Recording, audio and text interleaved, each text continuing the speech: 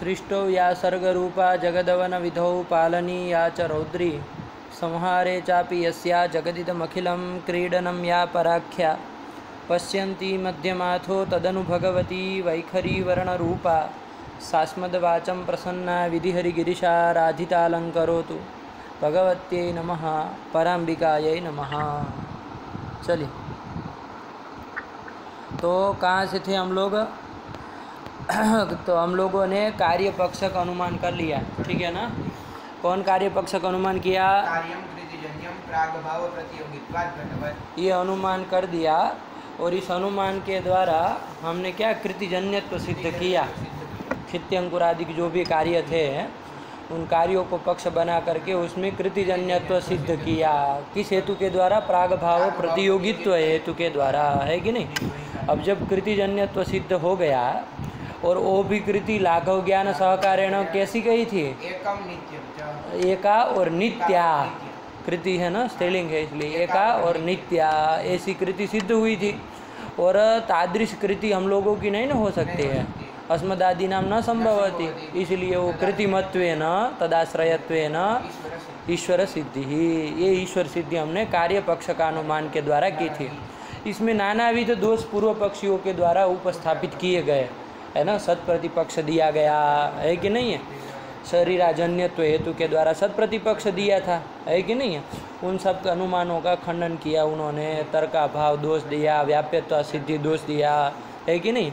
इसके बाद आगे जाकर के उन्होंने उपाधि दोष भी देना चाहा, शरीरजन्यत्व उपाधि ही, तो उसका भी हम लोगों ने खंडन कर दिया। समझ में आ गया ना? कोई दिक्कत नहीं ना है? अब नहीं ना कहोगे कि उपाधि कैसे दूषिका होती है? नहीं, अब नहीं कहूँगा। हाँ, अरे व्याप्यत्वम स्वाभाववद अवृत्तित्वम, व्याप्यत्वम, हाँ यही अव्याप्यत्व था। अरे इसमें क्या भूलने वाली बात है? साध्या भाव और स्वाभाववद अवृत्तित्वम, है कि नहीं? यही ये व्याप्यत्वम है। अव्याप्यत्वम क्या हो जाएगा? स्वाभाव, ये व्याप्य और अव्याप्य ये सब देखते तब साध्य उसमें नहीं घुसता है कि नहीं है? ये व्याप्य अव्याप्य सामान्य के लिए सब जगह का लक्षण, व्याप्ति थोड़ी ना हम बोलने के लिए कह रहे हैं, व्याप्यत्व हम बोलने के लिए कह रहे हैं, तो वो सामान्य रूप से सब जगह देखा जाएगा ना, हर बार साध्य ही थोड़ी ना होगा, है कि नहीं है? चलिए, तो स्वाभाववद अवृत्तित्वम यही था, व्याप्यत्वम अवृत्तित्वम, ठीक। चलिए, तो ये सब हो गया।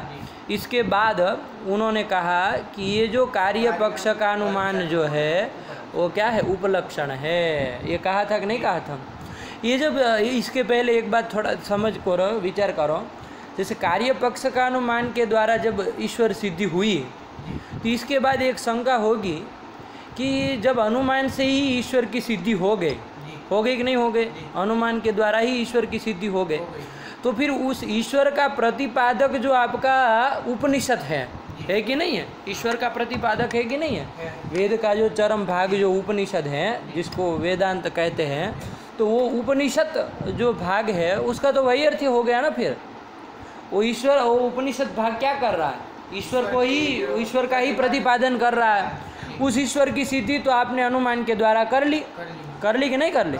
वो अनुमान को ही प्रमाण माना, ईश्वर को, ईश्वर का साधक आपने प्रमाण के रूप में अनुमान ही दिया, ये प्रागभाव प्रतियोगित्व हेतु। तो फिर वो जो ईश्वर का प्रतिपादक वो उपनिषद भाग है, उसका वैयर्थ्य होगा कि नहीं होगा?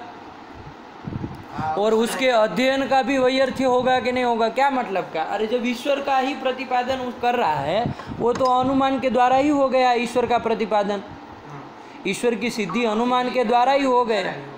तुमको भांग खा के आए हो क्या? समझ में नहीं आ रहा है कुछ? तो फिर इसे हक्के बक्के काहे रह जा रहे हो? अरे उपनिषद भाग का क्या आवश्यकता है जब ईश्वर की सिद्धि अनुमान के द्वारा ही हो गए, है कि नहीं गुरु? हाँ, तो वो उपनिषद भाग के अध्ययन का वैयर्थ्य होने की आपत्ति आएगी, ये शंका हुई। तो उसके समाधान करते हुए उन्होंने कहा कि जब ईश्वर उक्तानुमान से कार्यत्व हेतु जो अनुमान था, प्रागभाव प्रतियोगित्व हेतु का अनुमान था, उसके द्वारा जब ईश्वर की सिद्धि हो गए, तो अब ईश्वर का चूँकि सत्ता, वो ईश्वर सिद्धि हो गए, अब वो ईश्वर चरित वेद जो है उसका भी प्रामाण्य आ जाएगा, है कि नहीं? ईश्वरोच्चरित वेद का भी प्रामाण्यम स्याद, तो अब वो भी प्रमाण हो जाएगा, है कि नहीं है? कौन? वो वेद जो है, जो ईश्वर की सत्ता को बता रहा है, ईश्वर को बता रहा है, उसका भी प्रामाण्य हो जाएगा, तो अब वो भी प्रमाण हो जाएगा। इसी बात को उन्होंने इत्थंच करके द्वारा मूल में बताया। क्या? इत्थंच द्व्यावा भूमि जनयन देव एकः विश्वस्य अनुसंधेयाः। प्रमाण रूप से अब इस आगमों का भी अनुसंधान करना चाहिए, है कि नहीं है? ये अनुसंधित करने चाहिए। अब ये भी प्रमाण हो जाएंगे। तो अब जब प्रमाण हो गए, उसका प्रामाण्य आ गया, तो अब वैयर्थ्य नहीं ना होगा, न उसके अध्ययन का वैयर्थ्य होगा, है कि नहीं है? ये देखिए, जब दिनकरी में एवंच करके जो ग्रंथ उठाया ना, वो द्यावा भूमि के अवतरण के रूप में एवंच क्या उठाया था? एवंच उक्तानुमाने न ईश्वर सिद्धो तदुच्चरितत्वेन वेदस्य प्रामाण्य निश्चयात् वेदोपि प्रमाणम इत्याह द्यावा वेदोपि ईश्वरे प्रमाणम। ओ माता जी एक पुस्तक दे रहे, ले आओ तो।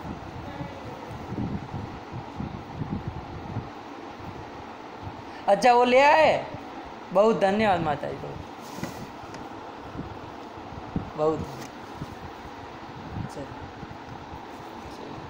वाह, चलिए देखते। हाँ ठीक।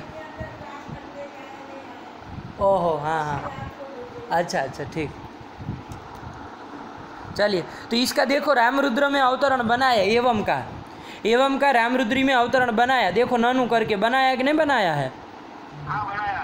ननु अनुमानस्य एव ईश्वर साधकत्वे। मिला कि नहीं मिला? हाँ बोलिए गुरु, बोलिए, आप बोलिए।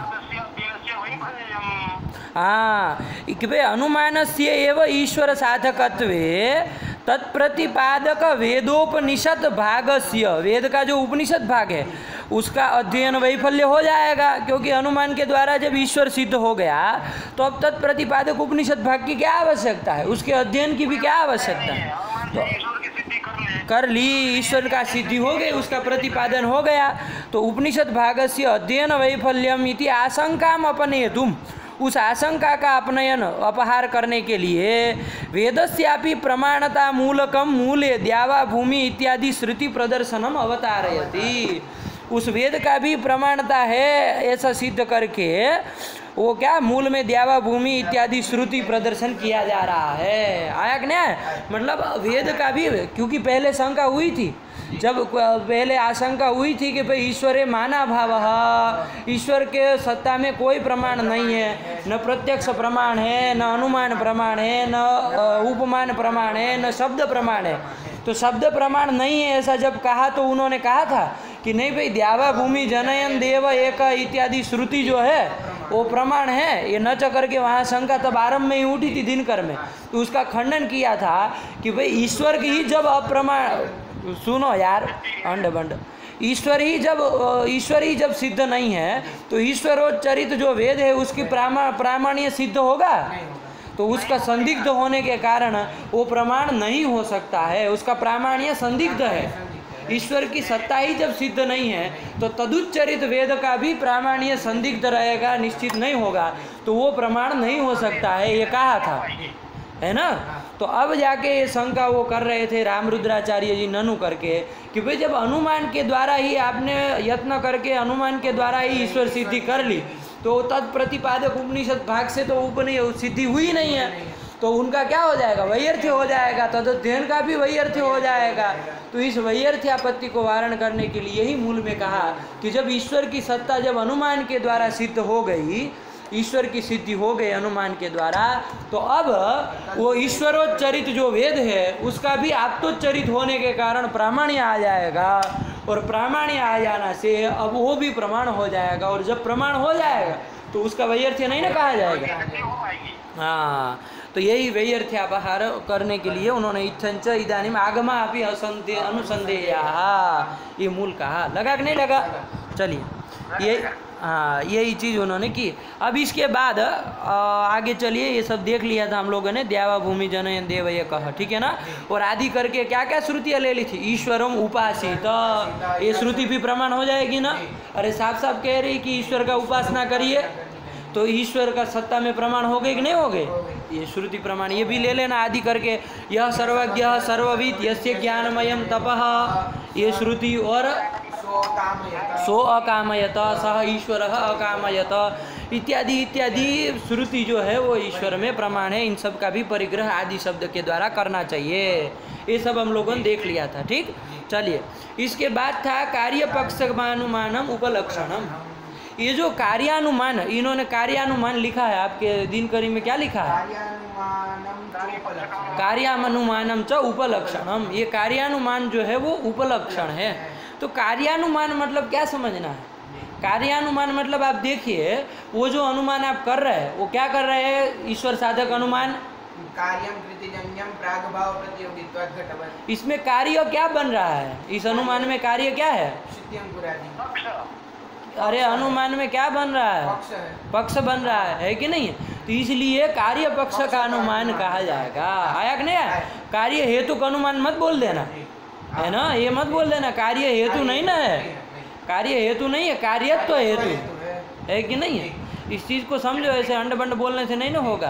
कार्य पक्ष, कार्यानुमान मतलब कार्य पक्ष का अनुमान। तो ये कार्य पक्ष का अनुमान जो है वो उपलक्षण है। ऐसे अन्य अन्य पक्षक भी अनुमान होंगे जो ईश्वर, जिसके द्वारा ईश्वर की सिद्धि होगी। अब वो अनुमान क्या है तो वो बता रहे आपके दिनकरी में, जिसको हम लोगों ने छोड़ा था। ठीक है ना? हाँ, चलिए। सर्गाद्यकालीन द्यनुक प्रयोजकम कर्म प्रयत्नजन्यम कर्मत्वात्। ये अनुमान सबसे पहले किया। सर्गाद्यकालीन द्व्यणुक प्रयोजकम कर्म, इसको पक्ष बनाया। ठीक है ना? कर्म को पक्ष बनाया, लेकिन कैसे कर्म को पक्ष बनाया? सर्गाद्यकालीन द्व्यणुक प्रयोजकम कर्म को पक्ष बनाया। और साध्य क्या कर दिया? प्रयत्नजन्यत्वम, ये साध्य कर दिया। और हेतु किसको बनाया? हेतु बनाया कर्मत्व, कर्मत्व को हेतु बनाया। ठीक है ना? कर्मत्व को हेतु बनाया। तो यही अनुमान कर दिया। सर्गाद्यकालीन द्व्यणुक प्रयोजकम कर्म प्रयत्नजन्यम कर्मत्वा। ठीक है ना? अब थोड़ा समझा जाए क्या कर रहा है। देखो पक्ष क्या है? सर्गाद्यकालीन द्व्यणुक प्रयोजकम कर्म। द्व्यणुक होता है ना, द्व्यणुक जो बनता है, तो द्व्यणुक का कैसे बनता है? द्व्यणुक कैसे बनता है? द्व्यणुक दो परमाणु के संयोग होने से क्या होता है? द्व्यणुकोत्पत्ति होती है। परमाणु द्वय के संयोग से क्या होती है? द्व्यणुक की उत्पत्ति होती है। आया कि नहीं आया? तो ये जो परमाणु द्वय का संयोग है, क्या है? परमाणु द्वय का संयोग है, उससे द्व्यणुक की उत्पत्ति हुई। अब ये बताओ, ये परमाणु द्वय का संयोग कैसे होगा? परमाणु द्वय का संयोग कैसे होगा? किसके द्वारा होगा? जैसे ये हस्तद्वय है, तो ये हस्तद्वय का ऐसे करने से संयोग हुआ कि नहीं हुआ? ऐसे करने से संयोग हुआ। तो ये संयोग कैसे हुआ? ये संयोग किसके द्वारा हुआ? हमारे प्रयत्न से हुआ है। लेकिन वो सही से समझो, ये हाथ, दो हाथों में जैसे क्रिया हुई है कि नहीं है? ये दो हाथों से जब क्रिया हुई तभी जाके क्या होता है? हस्तद्वय का संयोग होता है कि नहीं होता? उसी प्रकार परमाणु द्वय का संयोग कब होगा? जब परमाणु द्वय में क्रिया होगी, तभी क्या होगा? परमाणु द्वय का संयोग होगा, है कि नहीं? बिना क्रिया के संयोग नहीं ना होता है। संयोग जो होता है वो क्या होता है? कर्मज हो। तीन प्रकार का संयोग होता है, ध्यान देना। संयोग जो होता है वो क्या होता है? तीन प्रकार का संयोग होता है। कौन कौन तीन प्रकार का पता है? अन्यतर कर्मज, उभय कर्मज और संयोगज। तीन प्रकार का संयोग होता है। कौन कौन? अन्यतर कर्मज। सुनो तो सही, साफ साफ सुन करके तो सही बोला करो यार। अन्यतर कर्मज, हाँ, उभय कर्मज और संयोगज। ये तीन प्रकार का होता है। लंबा चौड़ा नहीं कहेंगे, हल्का हल्का केवल एक एक दृष्टांत समझ लो। अन्यतर कर्मज संयोग मतलब दो लोग हैं जिनका संयोग हो रहा है कि नहीं?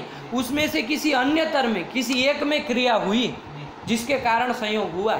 जैसे कैसा? शयन शैल का संयोग। शयन पक्षी होता है ना, वो किसी शैल मतलब पर्वत के ऊपर जाके बैठ जाता है कि नहीं बैठ जाता है? तो वो क्या होता है? वो शयन पक्षी और शैल जो पर्वत है, उन दोनों का क्या हुआ? संयोग हुआ कि नहीं हुआ? ये संयोग जो हुआ वो किसकी क्रिया के द्वारा हुआ? किसने क्रिया की थी? शैल उड़ के बैठ गया था उसके ऊपर, पर्वत उड़ करके बैठ गया था। शयन जो पक्षी है उसमें कोई क्रिया हुई, और उस क्रिया से क्या हुआ? शयन शैल।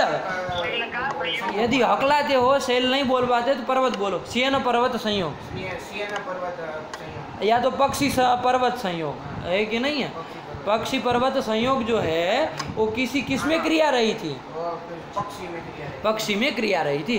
तो अन्यतर जो पक्षी है उसका जो कर्म था, उस कर्म के कारण संयोग हुआ कि नहीं हुआ? तो ये अन्यतर कर्मज संयोग, अन्यतर कर्मणः जायमानः संयोगः अन्यतर कर्मज संयोगः, मतलब अन्यतर किसी एक के कर्म से होने वाला संयोग। ज मतलब होने वाला, आया कि नहीं? तो ये अन्यतर कर्मज संयोग हुआ, आया कि नहीं आया? इसी तरह होता है उभय कर्मज संयोग। उभय कर्मज संयोग बता सकते हो? जी, जैसे कि ये दो हाथ जैसे ऐसे एकत्रित किए है कि नहीं है?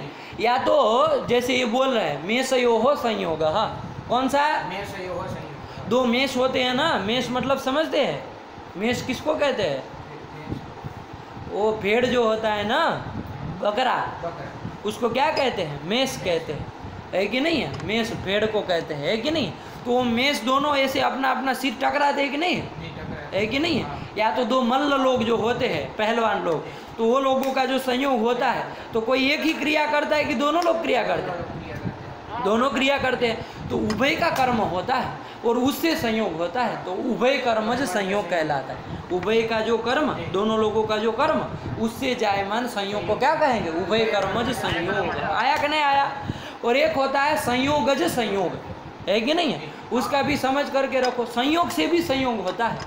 जैसे जैसे ये उत्पीठिका है कि नहीं है? तो अभी ये हस्त में क्रिया हुई और ये हस्त और उत्पीठिका का संयोग हुआ, तो ये कैसा संयोग कहलाएगा? बताओ चलो।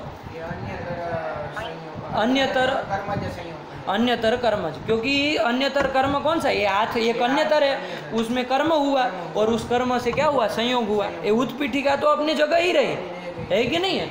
तो ये जो उत्पीठिका और हस्त का जो संयोग है कि नहीं है? वो दोनों संयोग कैसा कहलाएगा? अन्यतर कर्मज संयोग। लेकिन अब बताओ, अब ये जो हाथ का संयोग उत्पीठिका के द्वारा, उत्पीठिका के साथ हुआ, अब ये शरीर का उत्पीठिका के साथ संयोग है कि नहीं है? जरा बताओ। संयोग नहीं है, नहीं है? शरीर का है। पागल आदमी मालूम पड़ते हो तुम, तो लोक में जीते हो कि जंगल में पैदा हुए हो? अभी ये हाथ, ये शरीर का और उत्पीठिका का संयोग है कि नहीं है? ये संयोग किसके द्वारा हुआ बताओ? शरीर और उत्पीठिका का जो संयोग अभी तुमको समझ में आ रहा है, दिखाई दे रहा है अपने आँख से, वो किसके द्वारा, कौन सा संयोग है वो? हस्त के द्वारा शरीर के साथ संयोग। क्या बोल रहे हो? हस्त और उत्पीठिका का संयोग हुआ, इसीलिए शरीर के साथ भी उत्पीठिका का संयोग हुआ। आया कि नहीं आया? तो हस्त और उत्पीठिका का जो संयोग है, उस संयोग के द्वारा ये शरीर और उत्पीठिका का संयोग हुआ। तो संयोगज संयोग हुआ कि नहीं हुआ? संयोगज संयोग हुआ। कौन सा संयोग संयोगज संयोग हुआ? अन्य हस्त संयोग, हस्तगत, कौन सा संयोग शरीर संयोगज संयोग हुआ? अन्यतर कर्मज संयोग, गज संयोग हुआ। कौन सा संयोग? किन दोनों का संयोग? जी क्या बोल रहे हो तुम? हस्त उत्पीठिका संयोग, गज संयोग हुआ। कौन संयोग? शरीर, शरीर उत्पीठिका संयोग। तो यही बोलो ना, क्या पूछ रहे हो? संयोग संयोग कौन सा हुआ? तो सीधा उत्तर दो ना, काहे इतना चक्कर में पड़ रहे हो? हस्त उत्पीठिका संयोग, गज संयोग हुआ, शरीर उत्पीठिका संयोग। अब इतना लंबा चौड़ा क्यों बोल रहे हो? अरे कौन सा संयोग ऐसा हुआ जो शरीर संयोगत संयोग हुआ? किन दोनों का संयोग ऐसा है जो संयोगत संयोग है? शरीर उत्पीठिका। हाँ ये बोलो ना, काहे उतना लंबा चौड़ा बोल रहे हो? शरीर उत्पीठिका का जो संयोग है वो कैसा संयोग हुआ? हस्त उत्पीठिका संयोग, गज संयोग। संयोगज संयोग हुआ। आया कि नहीं आया? प्रश्न पूछे कि वो कौन सा संयोग है जिसके द्वारा ये संयोग हुआ, तब ज़्यादा बोलो। लंबा चौड़ा बोलना भी वो निग्रह स्थान में आ जाता है। बताए थे कि नहीं बोलना? ज़्यादा बोलना भी बेकारी का काम होता है। जितना प्रश्न है उतना ही उत्तर देना चाहिए। फालतू का बोलते हैं तो अधिक नाम का एक निग्रह स्थान रखा है आपके लिए, है कि नहीं? तो निगृहित हो जाएंगे। ज़्यादा नहीं बोला करो। पूछा केवल संयोगत संयोग कौन सा है? कोई पूछे अन्यतर कर्मज संयोग का उदाहरण बोलो तो क्या कहोगे? पक्षी पर्वत संयोग। हाँ सही हो गया। उसको शयन शैल संयोग नहीं बोल पा रहे हो तो बोलो ना उसको। शयन शैल संयोग, ये कौन सा संयोग कहलाएगा? अन्यतर कर्मज संयोग। और उभय कर्मज संयोग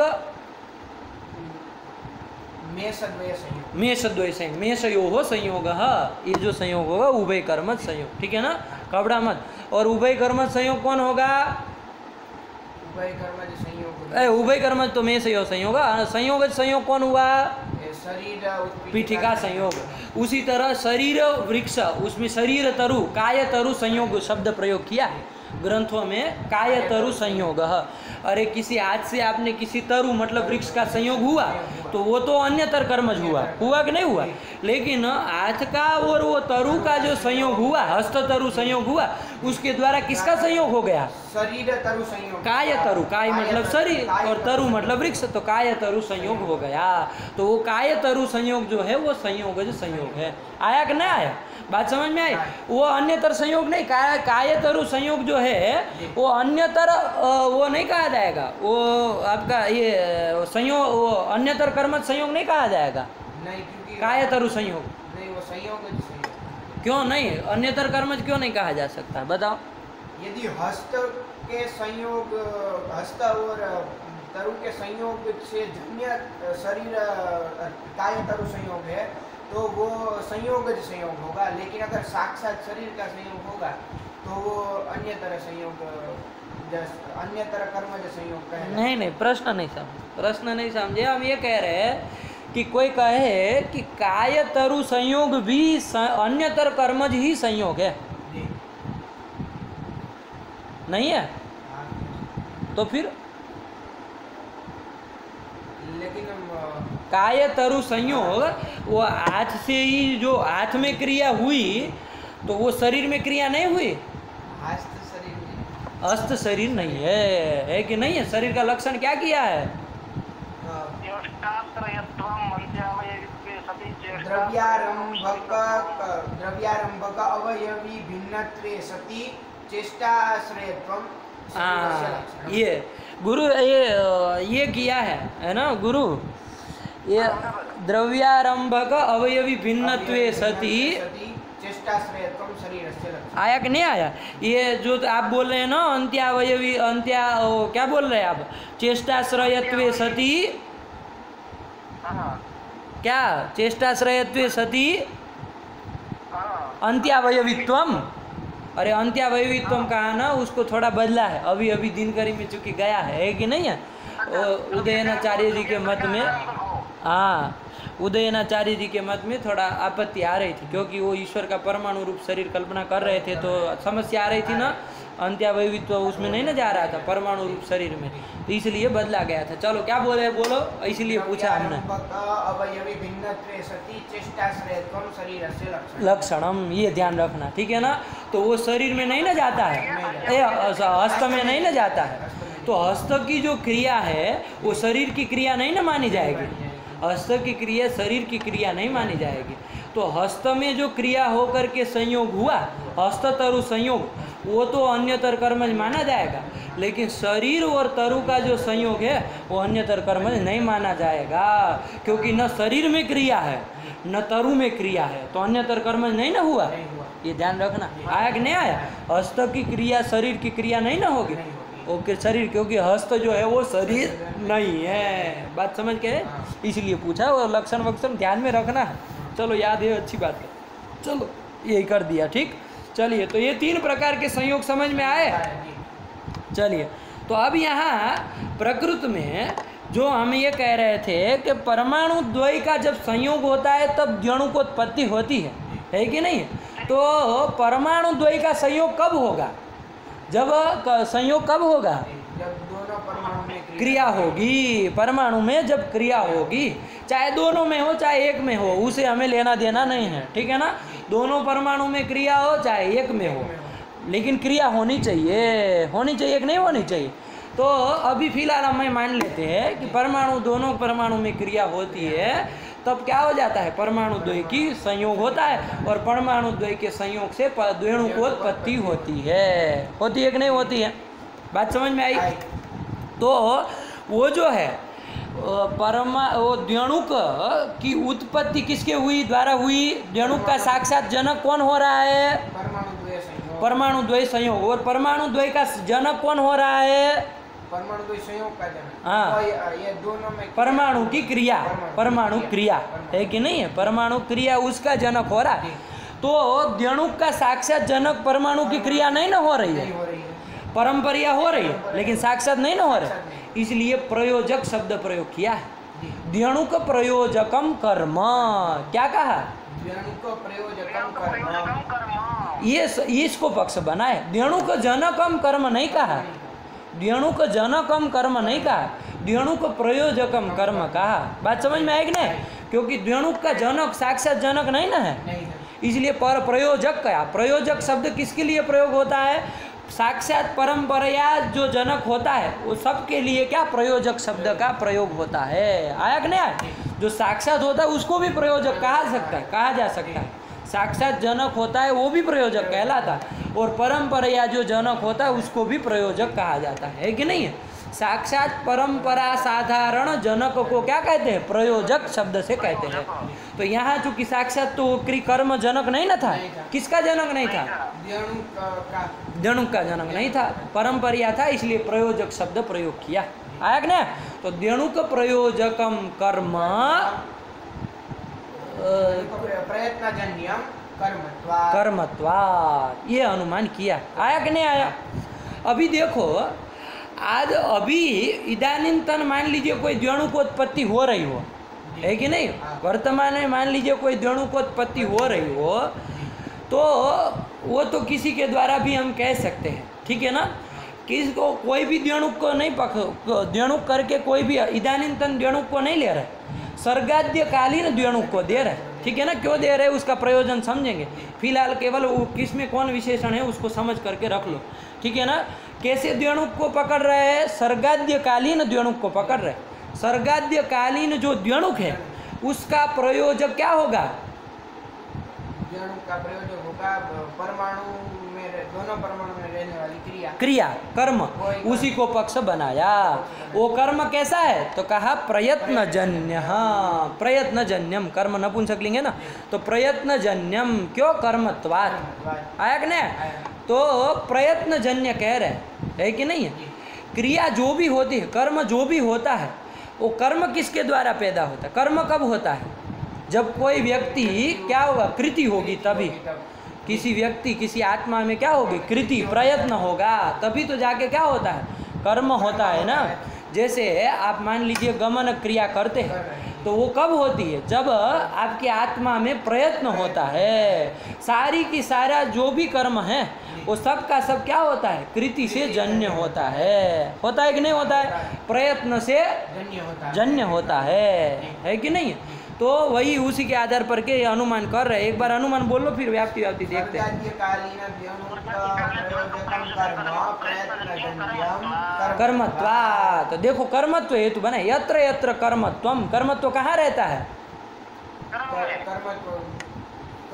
कर्म में रहेगा, मतलब क्रिया में रहेगा, है कि नहीं है?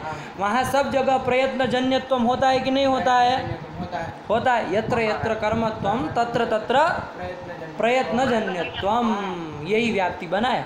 यत्र यत्र कर्मत्वम तत्र तत्र प्रयत्न जन्यत्वम, है कि नहीं? जो भी कर्म होगा वो सारा का सारा क्या होगा? प्रयत्न से जन्य होगा। बिना प्रयत्न के, बिना कृति के कोई कर्म होता है? नहीं ना होता है। कोई क्रिया, कोई कृति कोई आत्मा करेगा तभी जाके क्या होता है? कर्म होता है। होता है कि नहीं होता है ऐसा? तो यत्र यत्र कर्मत्वम तत्र तत्र यथा, यथा करके दृष्टांत बताओ। यथा घट कर्म, घट कर्म है? अरे घट कर्म है। यथा गमन कर्म, गमन क्रिया, है कि ना? देवदत्त से गमन क्रिया, कोई भी दृष्टांत के रूप में ले लेना, उसमें कर्मत्व है कि नहीं है? वहाँ प्रयत्न जन्यत्व है कि नहीं है? अरे वो पहले प्रयत्न रहा ना चैत्र का, तभी तो जाके चैत्र ने गमन क्रिया की, है कि नहीं? चैत्रीय आत्मा में प्रयत्न कृति रही, तभी जाके उस कृति के द्वारा क्या हुआ? गमन क्रिया हुई। तो यही चैत्र की गमन क्रिया को, कर्म को ही दृष्टांत बनाया जाएगा ना। कि तुम बोल रहे हो घट कर्म, घट कर्म है क्या? है? अरे घट तो पृथ्वी है ना।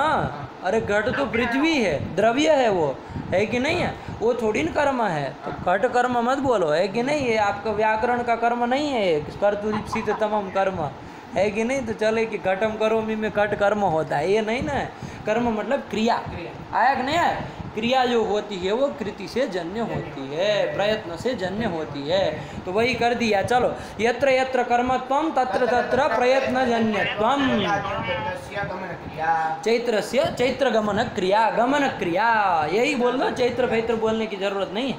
गमन क्रिया, वो गमन क्रिया में कर्मत्व भी है, प्रयत्न जन्यत्व भी है, तो दृष्टांत बन जाएगा ना, कोई दिक्कत नहीं है। चलिए, तो अब देखिए, ये आपका जो सर्गाद्यकालीन जो द्व्यणुक है, सर्ग के आदि काल में जो द्व्यणुक हो रहा है, वो द्व्यणुक परमाणु द्वय के संयोग से हुआ है। वो परमाणु द्वय का जनक कौन है? क्रिया, परमाणु द्वय की क्रिया। वो द्व्यणुक का प्रयोजक है कि नहीं है? तो द्व्यणुक का प्रयोजक वो जो परमाणु द्वय का कर्म है, परमाणु द्वय की क्रिया है, उसमें कर्मत्व तो रहेगा कि नहीं रहेगा? तो वहाँ पर कृतिजन्यत्व भी रहेगा। यत्र यत्र कर्मत्वम तत्र तत्र कृतिजन्यत्वम। तो वो द्व्यणुक प्रयोजक जो कर्म है उसमें कर्मत्व है कि नहीं है? तो वहाँ प्रयत्न जन्यत्वम भी रहेगा कि नहीं रहेगा? तो ये प्रयत्न जन्यत्वम की सिद्धि कर देंगे। आया कि नहीं आया? प्रयत्न जन्यत्वम की सिद्धि कर दी। किसमें? जो द्व्यणुक का प्रयोजक कर्म है उसमें, द्व्यणुक प्रयोजक कर्म में प्रयत्न जन्यत्वम की सिद्धि कर दिए। किस हेतु के द्वारा? कर्मत्व हेतु के द्वारा। तो अब आप कहेंगे इससे लाभ क्या हुआ, इससे ईश्वर कहाँ आया?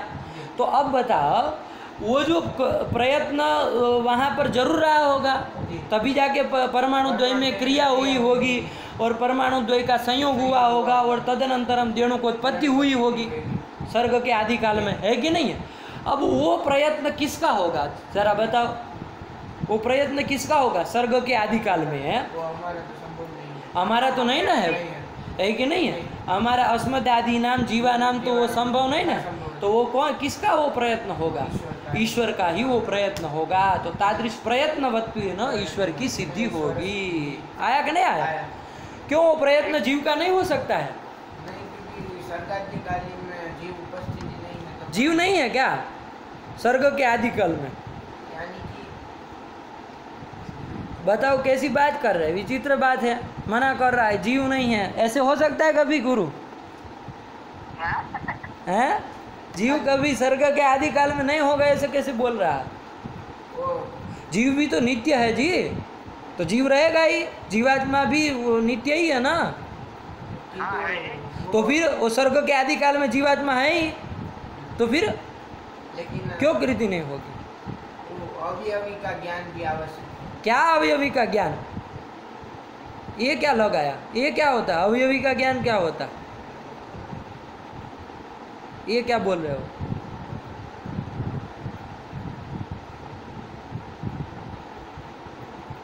लेकिन वो एक है, वो नित्य है, लाघव ज्ञान सहकार, वो ऐसी जीव की तो हो नहीं सकती। लाघव ज्ञान सहकार से उस। अरे कहाँ लाघव ज्ञान वाघव ज्ञान? अभी अंड भंड लगा के रखे।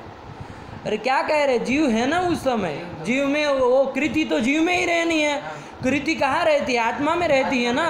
उसके लिए शरीर तो नहीं चाहिए, तो फिर वो जीवात्मा तो है ना, बना हुआ है ना, शरीर की अपेक्षा नहीं ना है। तो फिर वो कृति मत, वो कृति जीव में रह जाएगी। बताइए गुरु क्या कहेंगे? यही कह पाएंगे कि जो कर्म है, प्रयोजक जो कर्म है, हाँ, जीव प्रयत्न जन्य नहीं हो सकता है। क्यों नहीं हो सकता है जीव प्रयत्न जन्य? जीव प्रयत्न जन्य इसलिए नहीं हो सकता है क्योंकि जीव के प्रयत्न से परमाणु में क्रिया नहीं होती है। जीव के प्रयत्न से तो दूसरे किसी में क्रिया होगी, जैसे घट में पट में। हाँ, लेकिन परमाणु में जो क्रिया उत्पन्न होती है वो जीव के प्रयत्न से नहीं होती। नहीं, क्यों नहीं हो सकती है? जब परमाणु ही असीम क्रिया है तो उसमें क्रिया हम लोग कैसे कर पाएंगे? अरे ये कहो कि भाई जीव जो है वो जीव में ज्ञान इच्छा कृति शरीर अवच्छेदेन रहता है।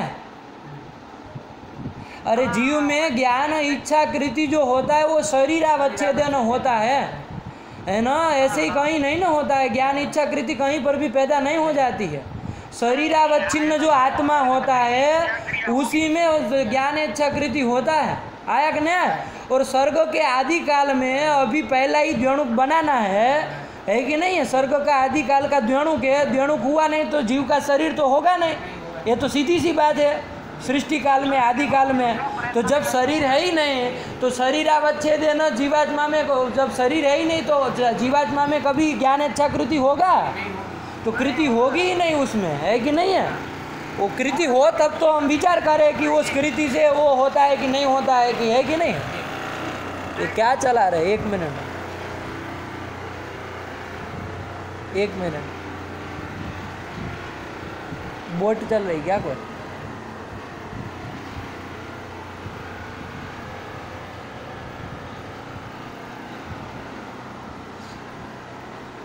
चलिए, हाँ गुरु, ये गंगा के घाट पे बैठे हैं हम लोग।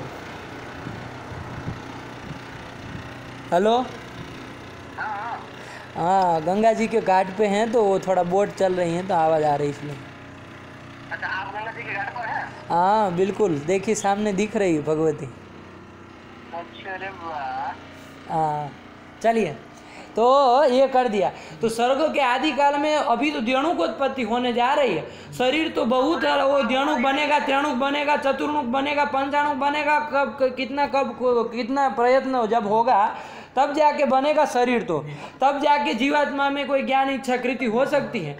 अभी इसलिए स्वर्ग आद्यकालीन द्व्यणुक को पकड़ा है। बात समझ में आई कि नहीं आई? इसीलिए मैं कह रहा था ना, उसको देने का प्रयोजन है इतना, वरना कर्म को पक्ष बना दे। क्यों इतना लंबा चौड़ा? द्व्यणुक प्रयोजकम कर्म इतना ही पक्ष बनाते हैं। द्व्यणुक को स्वर्गाद्यकालीन द्व्यणुक कोई क्यों पकड़ रहा है? क्योंकि इदानींतन द्व्यणुक को पकड़े तो कोई शंका कर भी सकता है कि अब तो चूंकि शरीर बन चुके हैं, अब तो वो शरीर अवच्छेदन जो जीवात्मा है उसमें भी कृति हो सकती है, और उस कृति से मान लीजिए कथनचित है कि नहीं है, वो कल्पना हम कर ले कि भाई परमाणु में क्रिया हुई और द्व्यणुक उत्पत्ति हुई, तो ईश्वर की सिद्धि नहीं ना हो पाती। इसलिए स्वर्गाद्यकालीन द्व्यणुक को पकड़ा। बात समझ में आई कि नहीं आई? स्वर्गाद्यकालीन द्व्यणुक को पकड़ा ताकि कोई विवाद ही ना हो, है कि नहीं है? तो चलो, तो वही स्वर्गाद्यकालीन जो द्व्यणुक और द्व्यणुक का प्रयोजक कौन? कर्म। कौन सा कर्म? परमाणु द्वय का परमाणु वृत्ति जो कर्म है वो कर्म ही पक्ष बनाया, और उसमें कर्मत्व हेतु के द्वारा प्रयत्न जन्यत्व सिद्ध किया। तो हो जाएगा ना, प्रयत्न जन्यत्व जब सिद्ध हो जाएगा तो प्रयत्न जन्य तो सिद्ध हो गया। अब वो प्रयत्न, वो कृति किसकी होगी? तो जीव की तो संभव नहीं है। तो तादृश प्रयत्नाश्रयत्वेन प्रयत्नवत्वेन किसकी सिद्धि हो जाएगी? ईश्वर की सिद्धि हो जाएगी। तो ये ईश्वर का सिद्ध साधक, ये भी अनुमान उपलक्षण विधिया आप लोग समझिएगा, यही इन्होंने दे दिया। हाँ, ये अनुमिति हो जाएगी, ठीक है ना? व्याप्ति ज्ञान क्या बना है आपका? यत्र यत्र यथा गमन क्रिया गमनम यथा गमनम, इतना बोल दिए, हो गया, है कि नहीं है? तो इस व्याप्ति ज्ञान के द्वारा क्या हो जाएगा? परामर्श हो जाएगा, और परामर्श होने के बाद परामर्श का आकार क्या होगा? देवांग जी, हाँ हाँ आप बोलिए, आप ही बोलिए। हाँ, प्रयत्न जन्यत्व व्याप्य कर्मत्ववत् कर्म, यही परामर्श हो जाएगा। अरे साध्य व्याप्य हेतु मत पक्ष, हाँ यही परामर्श होता है। और इससे अनुमिति क्या हो जाएगी?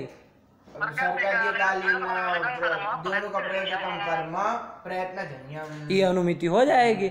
और प्रयत्न जन्य तो जब सिद्ध हो गया तो तादृश प्रयत्न अस्मदादि नाम जीवा नाम न संभवती तदाश्रयत्वेन ईश्वर सिद्धि ही, यही नहीं आई को ना? दूसरा अनुमान भाई, ये उपलक्षण विधिया, ये अनुमान भी समझना। ये किम पक्ष का अनुमान है? ये कर्म इस पागल का भी थोड़ा सुना जाए, बोलो तो तुम। स्वर्गाद्यकालीन द्व्यणुक प्रयोजक, वो कह रहा है कर्मत्व पक्षक, बोलो। स्वर्गाद्यकालीन द्व्यणुक प्रयोजक कर्मत्व पक्षक, कर्मत्व पक्षक, देखो अभी भी कर्मत्व पक्षक। अरे किसको पक्ष बनाया हो जी? स्वर्गाद्यकालीन द्व्यणुक प्रयोजक कर्म। हाँ, तो कर्मत्व को पक्ष बनाए हैं? नहीं, तो क्या बोल रहे हो? कर्मत्व पक्षक, कर्मत्व पक्षक, स्वर्गाद्यकालीन द्व्यणुक प्रयोजक कर्म पक्षक, कर्म पक्षक। और किम साध्य का अनुमान है? प्रयत्नजन्यत्व साध्य कर्म किम हेतु का अनुमान है? कर्मत्व हेतु का अनुमान। हाँ बस ये ध्यान रखा करो, ऐसे साहब वो गलत नहीं बोलना है इसमें, तो ये तो अधिक बोल देने से पकड़ जाए तो वो गलत हो जाता है ना। तो किम पक्ष का अनुमान है? सर्गाद्यकालीन द्वयों का प्रयोजक कर्म पक्ष का अनुमान है, ठीक है ना। चलिए, तो इसके द्वारा ईश्वर सिद्धि कर ली। चलो अब अपने से विचार करते रहो, ठीक है ना, अब ज्यादा इसमें नहीं कहेंगे। अब आगे चलो, दूसरा अनुमान दे रहा है, ये एक हो गया। इसके बाद क्या दे रहे हैं, इसको पढ़ लो पहले। सर्गाद्यकालीन द्वयों का प्रयोजकम कर्म प्रयत्नजन्यम कर्मत्वा, दृष्टांत इन्होंने नहीं लिखा, समझ लेना, गमनवत। चलो आगे बढ़ो। गुरुत्ववताम पतनाभाव पतन प्रतिबंधक प्रयत्न प्रयुक्त तृतीयत्वात्। खत्म हो गया। और पढ़ो, दृष्टांत पर्यंत पढ़ना होता है अभी तक। पक्षी पतना भाववत ये आया, ठीक है ना, अनुमान कर रहे। तृतीयत्व, धृति मतलब समझते, धृति मतलब धारण करता, तृति ही मतलब धारणम, तृति ही मतलब धारणम। और धारणम मतलब क्या समझते हैं आप? जैसे किसी चीज को धारण किया, ऐसे कहते धारणम। धारणम मतलब वो गिरे नहीं, यही मतलब होता है ना। अपने से समझो, दिमाग में भी बिठा हो, है कि नहीं? केवल ग्रंथ का लिख देता है तो समझना है। धारणम मतलब क्या? गिर न पाए, वही धारण कहलाता है ना। तो वही पतना भाव। तो धृति ही धारणम, धृति ही मतलब धारणम, और वही का मतलब है पतना भाव। आया कि नहीं आया? पतन किसका होता है जरा बताओ विनीत? पतन किन किन का पतन होता है? सबका पतन होता है? नहीं। तो किन का पतन होता है? गुरुत्व जिसमें रहेगा उसका। किसमें गुरुत्व रहता है? पृथ्वी, जल, तेज, आकाश, काल, दिग, आत्मा, मन, सब में गुरुत्व नहीं। पृथ्वी और जल, पृथ्वी जलम वृत्ति, पृथ्वी जल वृत्ति, यही कहा ना, गुरुत्वम। आद्य पतना समवायी कारणम गुरुत्वम, पृथ्वी जल वृत्ति, यही कहा ना, पृथ्वी और जल में इन्हीं का पतन होता है ना। गुरुत्व वाले पदार्थों का ही पतन होता है। आग का कभी पतन नहीं होता है, तेज का पतन होता है कभी नहीं ना होता है। जैसे वो माचिस की वो तीली जलाओ तो वो आग का कभी पतन होता है? ऊपर ही जाता है कि नहीं है? उनका पतन नहीं होता है, वायु का पतन नहीं होता है, आकाश का पतन नहीं होता है, नहीं ना होता है। तो ये पतन जो है वो किसका होता है? गुरुत्व वालों का ही होता है। तो गुरुत्व वालों का ही जब पतन होता है तो धारण भी उसी का किया जाएगा, है कि नहीं है? जिसका पतन ही नहीं होता है उसका धारण क्या करना, है कि नहीं? तो चलो, धारणम मतलब वो पतना भाव, यही धारणम। लेकिन किसका पतना भाव? गुरुत्ववताम पतना भाव, गुरुत्वाकर्षणवताम पतना भाव। तो गुरुत्ववताम पतना भाव, इसको पक्ष बनाया, है कि नहीं? क्या अनुमान कर रहे? पढ़ो। गुरुत्ववताम पतना भाव पतन प्रतिबंधक प्रयत्न प्रयुक्त तृतीयत्वात् पक्षी पतना भाववत्। तृतीयत्व हेतु दे रहे। साध्य क्या कर दिया? पतन प्रतिबंधक प्रयत्न प्रयुक्त, ये साध्य है। हाँ, यही साध्य। साध्य ये है, बोलो तो एक बार फिर से। पतन प्रतिबंधक प्रयत्न प्रयुक्त, ये साध्य है?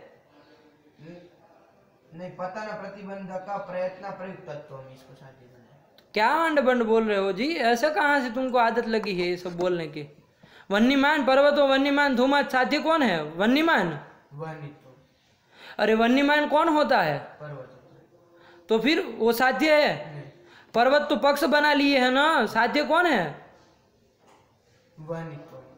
वन्यत्व साध्य है। वाह रे भैया, बड़ के विद्वान निकल करके आए हैं सब दिनकरी पढ़ने।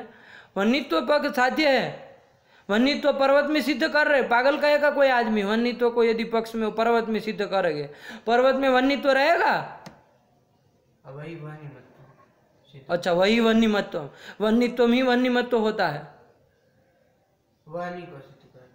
तो फिर अरे वन्यमत्व बोलते तब सही होता, वन्नी बोलते तब सही होता। वन्यत्व क्या होता है जी? वन्यत्व पर्वत में कभी रहेगा? तो फिर ऐसा कहाँ अंड बंड बोलते हो? थोड़ा तो साफ साफ साध्य को तो बोलना सीखो। क्या साध्य है यहाँ पर? पतन प्रतिबंधक प्रयत्न प्रयुक्तत्व, प्रयुक्तत्व ये साध्य है, ठीक है ना? क्योंकि पतन प्रतिबंधक प्रयत्न प्रयुक्त जो तुम बोल रहे हो ना, वो तो तुम्हारा यही हो गया पतना भाव।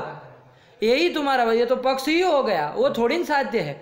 साध्य तो उसमें क्या है, पतन प्रतिबंधक प्रयत्न प्रयुक्तत्वम, ये साध्य कर, ये इसकी सिद्धि करनी है। किस हेतु के द्वारा कर रहे हैं? धृतित्वम। यत्र यत्र धृतित्वम तत्र तत्र प्रयुक्तत्वम। जहाँ जहाँ धृतित्व होता है ना, कहाँ रहता है धृतित्व? जहाँ जहाँ पतना भाव रहेगा। ये इसको सुनो तो जरा। धृतित्व धृति में रहेगा, मतलब कहाँ रहेगा? धृति मतलब धारण जो करेगा उसमें, धारण जो करेगा उसके उसमें रहेगा। धारण क्रिया क्या है धारणम? ये लड़का भाई वो गड़बड़ा रहा है बहुत ज़्यादा। तृतीत्व, हाँ चलो आराम से करो।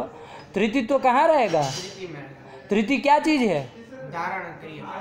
मतलब क्या है धारणम? मतलब धारणम मतलब पतना भाव। हाँ तो ये बोलो ना सीधे भाई, धृति मतलब पतना भाव। बता दिए ना, वो समझा दिए। धृति ही धारणम बराबर पतना भाव। तो धृति मतलब पतना भाव, सीधे बोलो ना, कहाँ है उतना उलझ रहे हो अपना, है कि नहीं है? तो धृतित्वम जहाँ जहाँ रहेगा, कहाँ रहेगा? पतना भाव है जहाँ पत देखो पतना भाव में धृतित्व। धृतित्वम। कुछ डिस्टर्ब हो गया, दिमाग इधर उधर है, कोई चकरा रहा है क्या? तो इतना हड़बड़ा क्यों रहे हो? आराम से समझो ना क्या कहा। धृति ही मतलब पतना भाव, धृतित्व मतलब पतना भावत्वम। ये चीज समझ में? धृतित्व मतलब और कुछ नहीं होता, पतना भावत्वम होता है। तो धृतित्वम कहाँ रहेगा? पतना भाव में, पतना भाव में रहेगा। आया कि नहीं? तो यत्र यत्र धृतित्वम तत्र तत्र पतना भाव।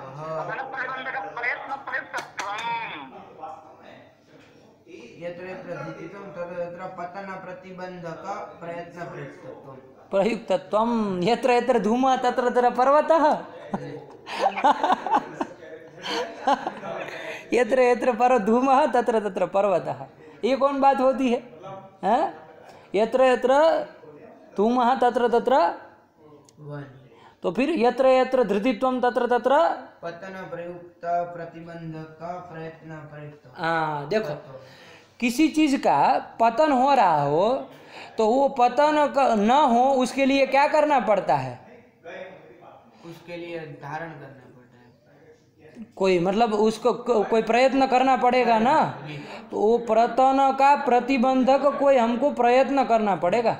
क्या करना पड़ेगा? पतन प्रतिबंधक प्रयत्न करना पड़ेगा। पतन न हो उसके लिए क्या करना पड़ेगा? पतन का प्रतिबंधक कोई प्रयत्न कृति करनी पड़ेगी, तभी जाके पतन रुकता है कि नहीं है? जैसे पक्षी आकाश में उड़ता है तो उसका पतन नहीं ना हो जाता है? नहीं, ऐसे उड़ते उड़ते फटाक से गिर नहीं ना जाता है। क्यों नहीं गिरता है?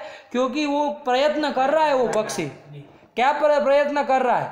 पतन प्रतिबंधक कोई प्रयत्न कर रहा है, कृति कर रहा है वो पक्षी, है कि नहीं है? जिसके कारण क्या होता है? उसका पतन नहीं होता है, मतलब पतना भाव हो जाता है। आया कि नहीं आया? तो पतना भाव जो है वो किससे प्रयुक्त होता है, बता सकते हो? पतना भाव है वो किससे प्रयुक्त होता है? पतन प्रतिबंधक प्रयत्न न प्रयुक्त होता है कि नहीं होता है? पतन प्रतिबंधक जो प्रयत्न है, जैसे पक्षी है उसका पतना भाव होता है कि नहीं होता है? पतना भाव होता है, पक्षी पतना भाव। तो वो कैसे क्यों होता है? क्योंकि वो पतन प्रतिबंधक प्रयत्न मतलब कृति कर रहा है ना? कृति है वो पक्षी है आत्मा में, है कि नहीं है? उसमें क्या है? पतन प्रतिबंधक कृति है, प्रयत्न है, जिसके कारण और वो क्या हो रही है? क्रिया हो रही है। वो उड़ने की क्रिया कर रहा है, वो पाँख हिला रहा है ना, वो क्रिया किसी कृति के द्वारा हो रही है। और वो पाँख ऐसे हिला रहा है, उड़ा रहा है, हिला रहा है, जिसके कारण पतन नहीं हो रहा है। बात समझ में आई? देखो पक्षी में क्या हुआ? कृति हुई। उस कृति से क्या हुआ? प्रयत्न से क्या हुआ? वो पाँख हिलाने की क्रिया हुई, और वो पाँख हिलाया उससे क्या हुआ? उसका पतन नहीं हुआ, मतलब पतना भाव हो गया। ये क्रम से आया कि नहीं आया? तो पतना भाव का साक्षात जनक कौन हुआ? पतना भाव का साक्षात जनक हुआ वो पांख बोलाने की क्रिया। क्रिया, वो पांख जो उसका अपना पक्ष वो हिलाता है कि नहीं है, वो क्रिया जो है वो साक्षात जनक हुआ। उसका जनक कौन हुआ? उसका पक्षी में रहने वाली क्रिया, कृति, क्रिया नहीं कृति है कि नहीं, प्रयत्न। तो ये जो आपका पतना भाव है, पक्षी का पतना भाव, वो साक्षात तो किससे जन्य है? साक्षात तो क्रिया से जन्य है। वो जो हिलाने, पक्ष हिलाने की, अपने पंख हिलाने की जो क्रिया है उससे जन्य है। लेकिन परंपरा किससे जन्य है? परंपरा प्रयत्न से जन्य, पक्षी प्रयत्न से जन्य है। और वो प्रयत्न कैसा हो जाएगा? पतन। चूंकि वो प्रयत्न के कारण ही पतन नहीं हो रहा है, इसलिए वो पतन का प्रतिबंधक प्रयत्न है। बात समझ में आएगी ना? तो पतन का प्रतिबंधक जो प्रयत्न, उससे प्रयुक्त क्या हो जाएगा? पतना भाव, पक्षी का पतना भाव उससे प्रयुक्त हो जाएगा। हो जाएगा कि नहीं? देखो जन्य नहीं कह रहे, जन्य नहीं कह रहे गुरु, है कि नहीं है? जन्य नहीं कह रहे, क्योंकि जन्य यदि कहते हैं तो उस प्रयत्न से जन्य तो कौन होता है?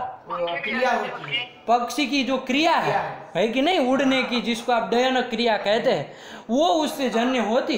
वो पतना भाव उससे जन्य नहीं होता, इसलिए जन्य शब्द प्रयोग नहीं किया। पतन प्रतिबंधक प्रयत्न तो कहा, लेकिन उससे जन्य नहीं कहा, पतना भाव को प्रयुक्त कहा, है कि नहीं है? ये ध्यान रखना। तो वो परंपरा चुकी है, इसलिए इस शब्द का प्रयोग कर रहे हैं। आया कि नहीं आया? तो यही कर दिया। ये सब चीजें समझ के रखना है कि नहीं है? छोटे छोटे शब्द ये दिनकरी ने प्रयोग कर दिए हैं, तो एक एक शब्द में रहस्य छुपा हुआ है कि नहीं है? ऐसे ही नहीं कुछ मतलब बोलना था तो कुछ भी बोल दिया। एक एक अनुमान में ये विचार करना है, आपका काम है, ठीक है ना? आज हम 2-3 ही अनुमान कराएंगे, उसके बाद बाकी के अनुमान आप लोग लगा लीजिएगा, ठीक है ना? ये केवल एक संकेत के रूप में दे रहे हैं, और लगा करके आना। कल हम केवल 1-2 बार बोल देंगे, बस इतना ही, एक एक अनुमान, है कि नहीं? अब इतना लंबा चौड़ा नहीं करेंगे। चलिए, तो क्या कर दिया कि गुरुत्ववताम पतना भाव, गुरुत्व वालों का, जो भी गुरुत्व वाले हैं, हम अभी कोई आग्रह नहीं रख रहे, कौन? गुरुत्ववताम पतना भाव किम प्रयुक्त? पतना प्रतिबंधक प्रयुक्त, प्रयत्न प्रयुक्त, पतन प्रतिबंध जो प्रयत्न है उससे प्रयुक्त है। कुतः? धृतित्वात्, यही हेतु दे दिया। यत्र यत्र धृतित्वम मतलब पतना भावत्वम, कुत्र? धृतित्वम पतना भाव, पक्ष, ये पक्षी में। ये देखो क्या इसको, लड़के को गुरुत्व बता। अरे यत्र यत्र धृतित्वम कुत्र? धृति, ये पतना भाव, पतना भावे। चलो पाठ लगाना, ठीक है ना? गुरु इनके साथ पाठ लगाओगे, लगाएंगे ना आप? थोड़ा आधा घंटा जैसा निकालिएगा, है कि नहीं? हाँ चलिए, थोड़ा करिएगा, है कि नहीं? अरे धृतित्व तुम कहाँ इतना धृति, घटत तो कहाँ रहता है? घट में। धृतित्व कहाँ रहता है? पतना भाव। तो फिर हर बार का ये हो गया भाई, यत्र यत्र धृतित्व कहाँ? तो फिर गुरुत्वगताम ने, पक्षी ने, कौन कौन क्या क्या कहाँ कहाँ धृतित्व रखता है? पक्षी में तुम्हारा दद्दा तो धृतित्व रहेगा कभी नहीं। तो फिर ऐसी अंड बंड पागल बनाने वाली बातें कर रहे हैं, कहाँ धृतित्व रहता है? कम से कम धृति भी बोल दो तो उत्तर सही हो। धृतित्व कहाँ रहता है? वो गुरुत्ववताम बोल रहा है, पक्षी बोल रहा है, क्या क्या क्या क्या क्या क्या सब, ये कौन तरीका होता है? अरे धृतित्वम मतलब पतना भावत्वम, धृति मतलब पतना भाव, तो धृतित्व मतलब पतना भाव। तो धृतित्वम कहाँ रहेगा? पतना भावत्वम कहाँ रहेगा? पतना भाव। तो फिर ऐसी गलती करोगे, पक्षी में रहेगा। वो पक्षी अभाव है, अत्यंत अभाव स्वरूप होता है कि जिसमें धृतित्व पतना भावत्व तो रह जाए। तो फिर तो यत्र यत्र धृतित्वम कुत्र? पतना भाव है, पतना भाव है, तत्र तत्र क्या? पतना प्रतिबंधक प्रयत्न प्रयुक्तत्वम, प्रयुक्तत्वम रहेगा कि नहीं रहेगा? रहेगा ना वहां पर? पतना भाव में पतन प्रतिबंधक प्रयत्न प्रयुक्तत्वम रहेगा ना? रहेगा। तो बस इसी जैसे कहाँ पर दृष्टांत के रूप में क्या दृष्टांत दिया उन्होंने? तो दृष्टांत किसको? पक्षी पतना भाव को बना दिया। पक्षी का पतना भाव होता है कि नहीं होता है? तो उसमें धृतित्व रहता है कि नहीं रहता है? रहता है। वहां पतन प्रतिबंधक प्रयत्न प्रयुक्तत्व है कि नहीं है? हाँ, पतन प्रतिबंधक प्रयत्न कौन सा प्रयत्न? पक्षी का पांख हिलाना क्रिया, वो प्रयत्न है। पक्षी में रहने वाली जो कृति है, हाँ, वो कृति पतन की प्रतिबंधिका है। तो पतन की प्रतिबंधी का प्रयत्न कौन हुआ? पक्षी कृति, पक्षी का प्रयत्न है कि नहीं है? और उससे प्रयुक्त कौन हो जाएगा? पतना भाव हो जाएगा। नहीं, जन्य नहीं कह रहे, प्रयुक्त कह रहे। तो उसमें प्रयुक्त तत्व रहेगा कि नहीं रहेगा? तो यत्र यत्र धृतित्वम पक्षी पतना भावे तत्र तत्र पतन प्रतिबंधक प्रयत्न प्रयुक्तत्वम रह जाएगा। अब ये देखो, अब यहाँ पक्ष में भी धृतित्व है कि नहीं है? पक्ष किसको बनाए है? गुरुत्वताम पतना भावा। गुरुत्व वाले पदार्थ जैसे कौन है? गुरुत्व वाले पदार्थ जैसे बताओ। पृथ्वी और जल, यानी घट पट इत्यादि। अब घट पट को हम यदि करेंगे, गुरुत्ववान पदार्थ घट पट आदि को पकड़ेंगे और उनका पतना भाव होता है, मान लीजिए इसके बेंच के ऊपर आपने रख दिया तो पतना भाव उसका हो गया, तो उसको बनाने से और उसमें प्रयत्न प्रतिबंधक वो क्या कहते हैं, पतन प्रतिबंधक प्रयत्न प्रयुक्तत्व सिद्ध कर देने से क्या लाभ होगा? कुछ नहीं, पृथ्वी। अरे उससे आपको क्या लाभ होगा? ईश्वर सिद्धि करनी है ना हमको।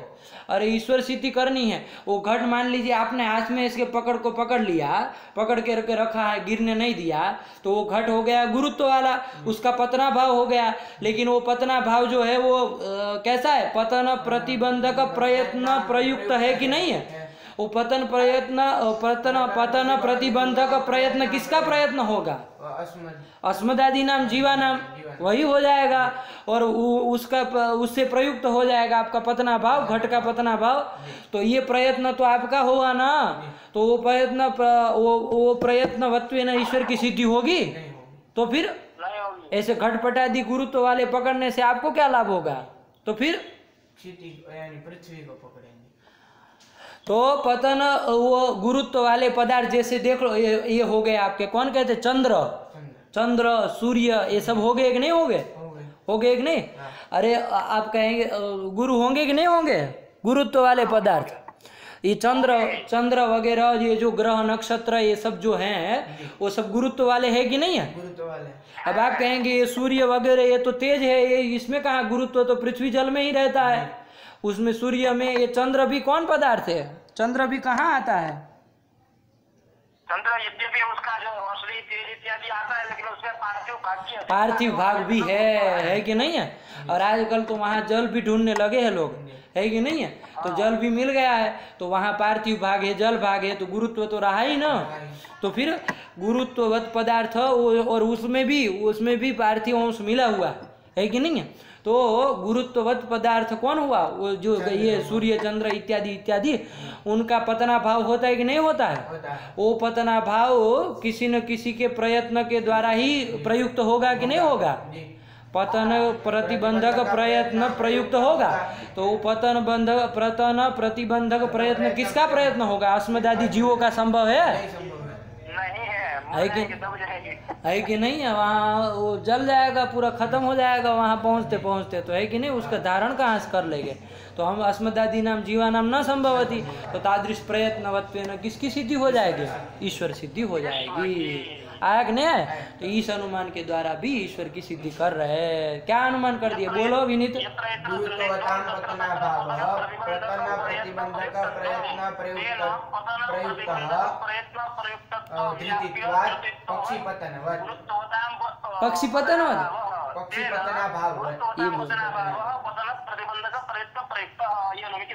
हाँ, तो अनुमान का आकार ये विनीत को बोल ले दीजिए। विनीत क्या रह जाएगा, है कि नहीं? विनीत क्या? पतन प्रतिबंधक प्रयत्न प्रयुक्तः धृतित्वात् पक्षी पतना भाववत्। व्याप्ति क्या बनेगी?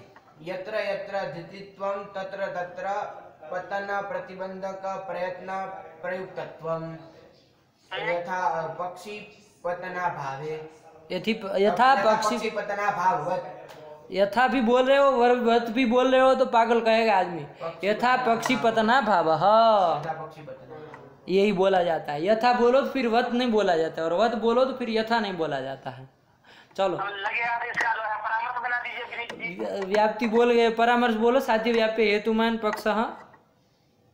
साध्य क्या है? साध्य है पतन प्रतिबंधक प्रयत्न प्रयुक्तत्व व्याप्य। इसका व्याप्य हो गया हेतु कौन?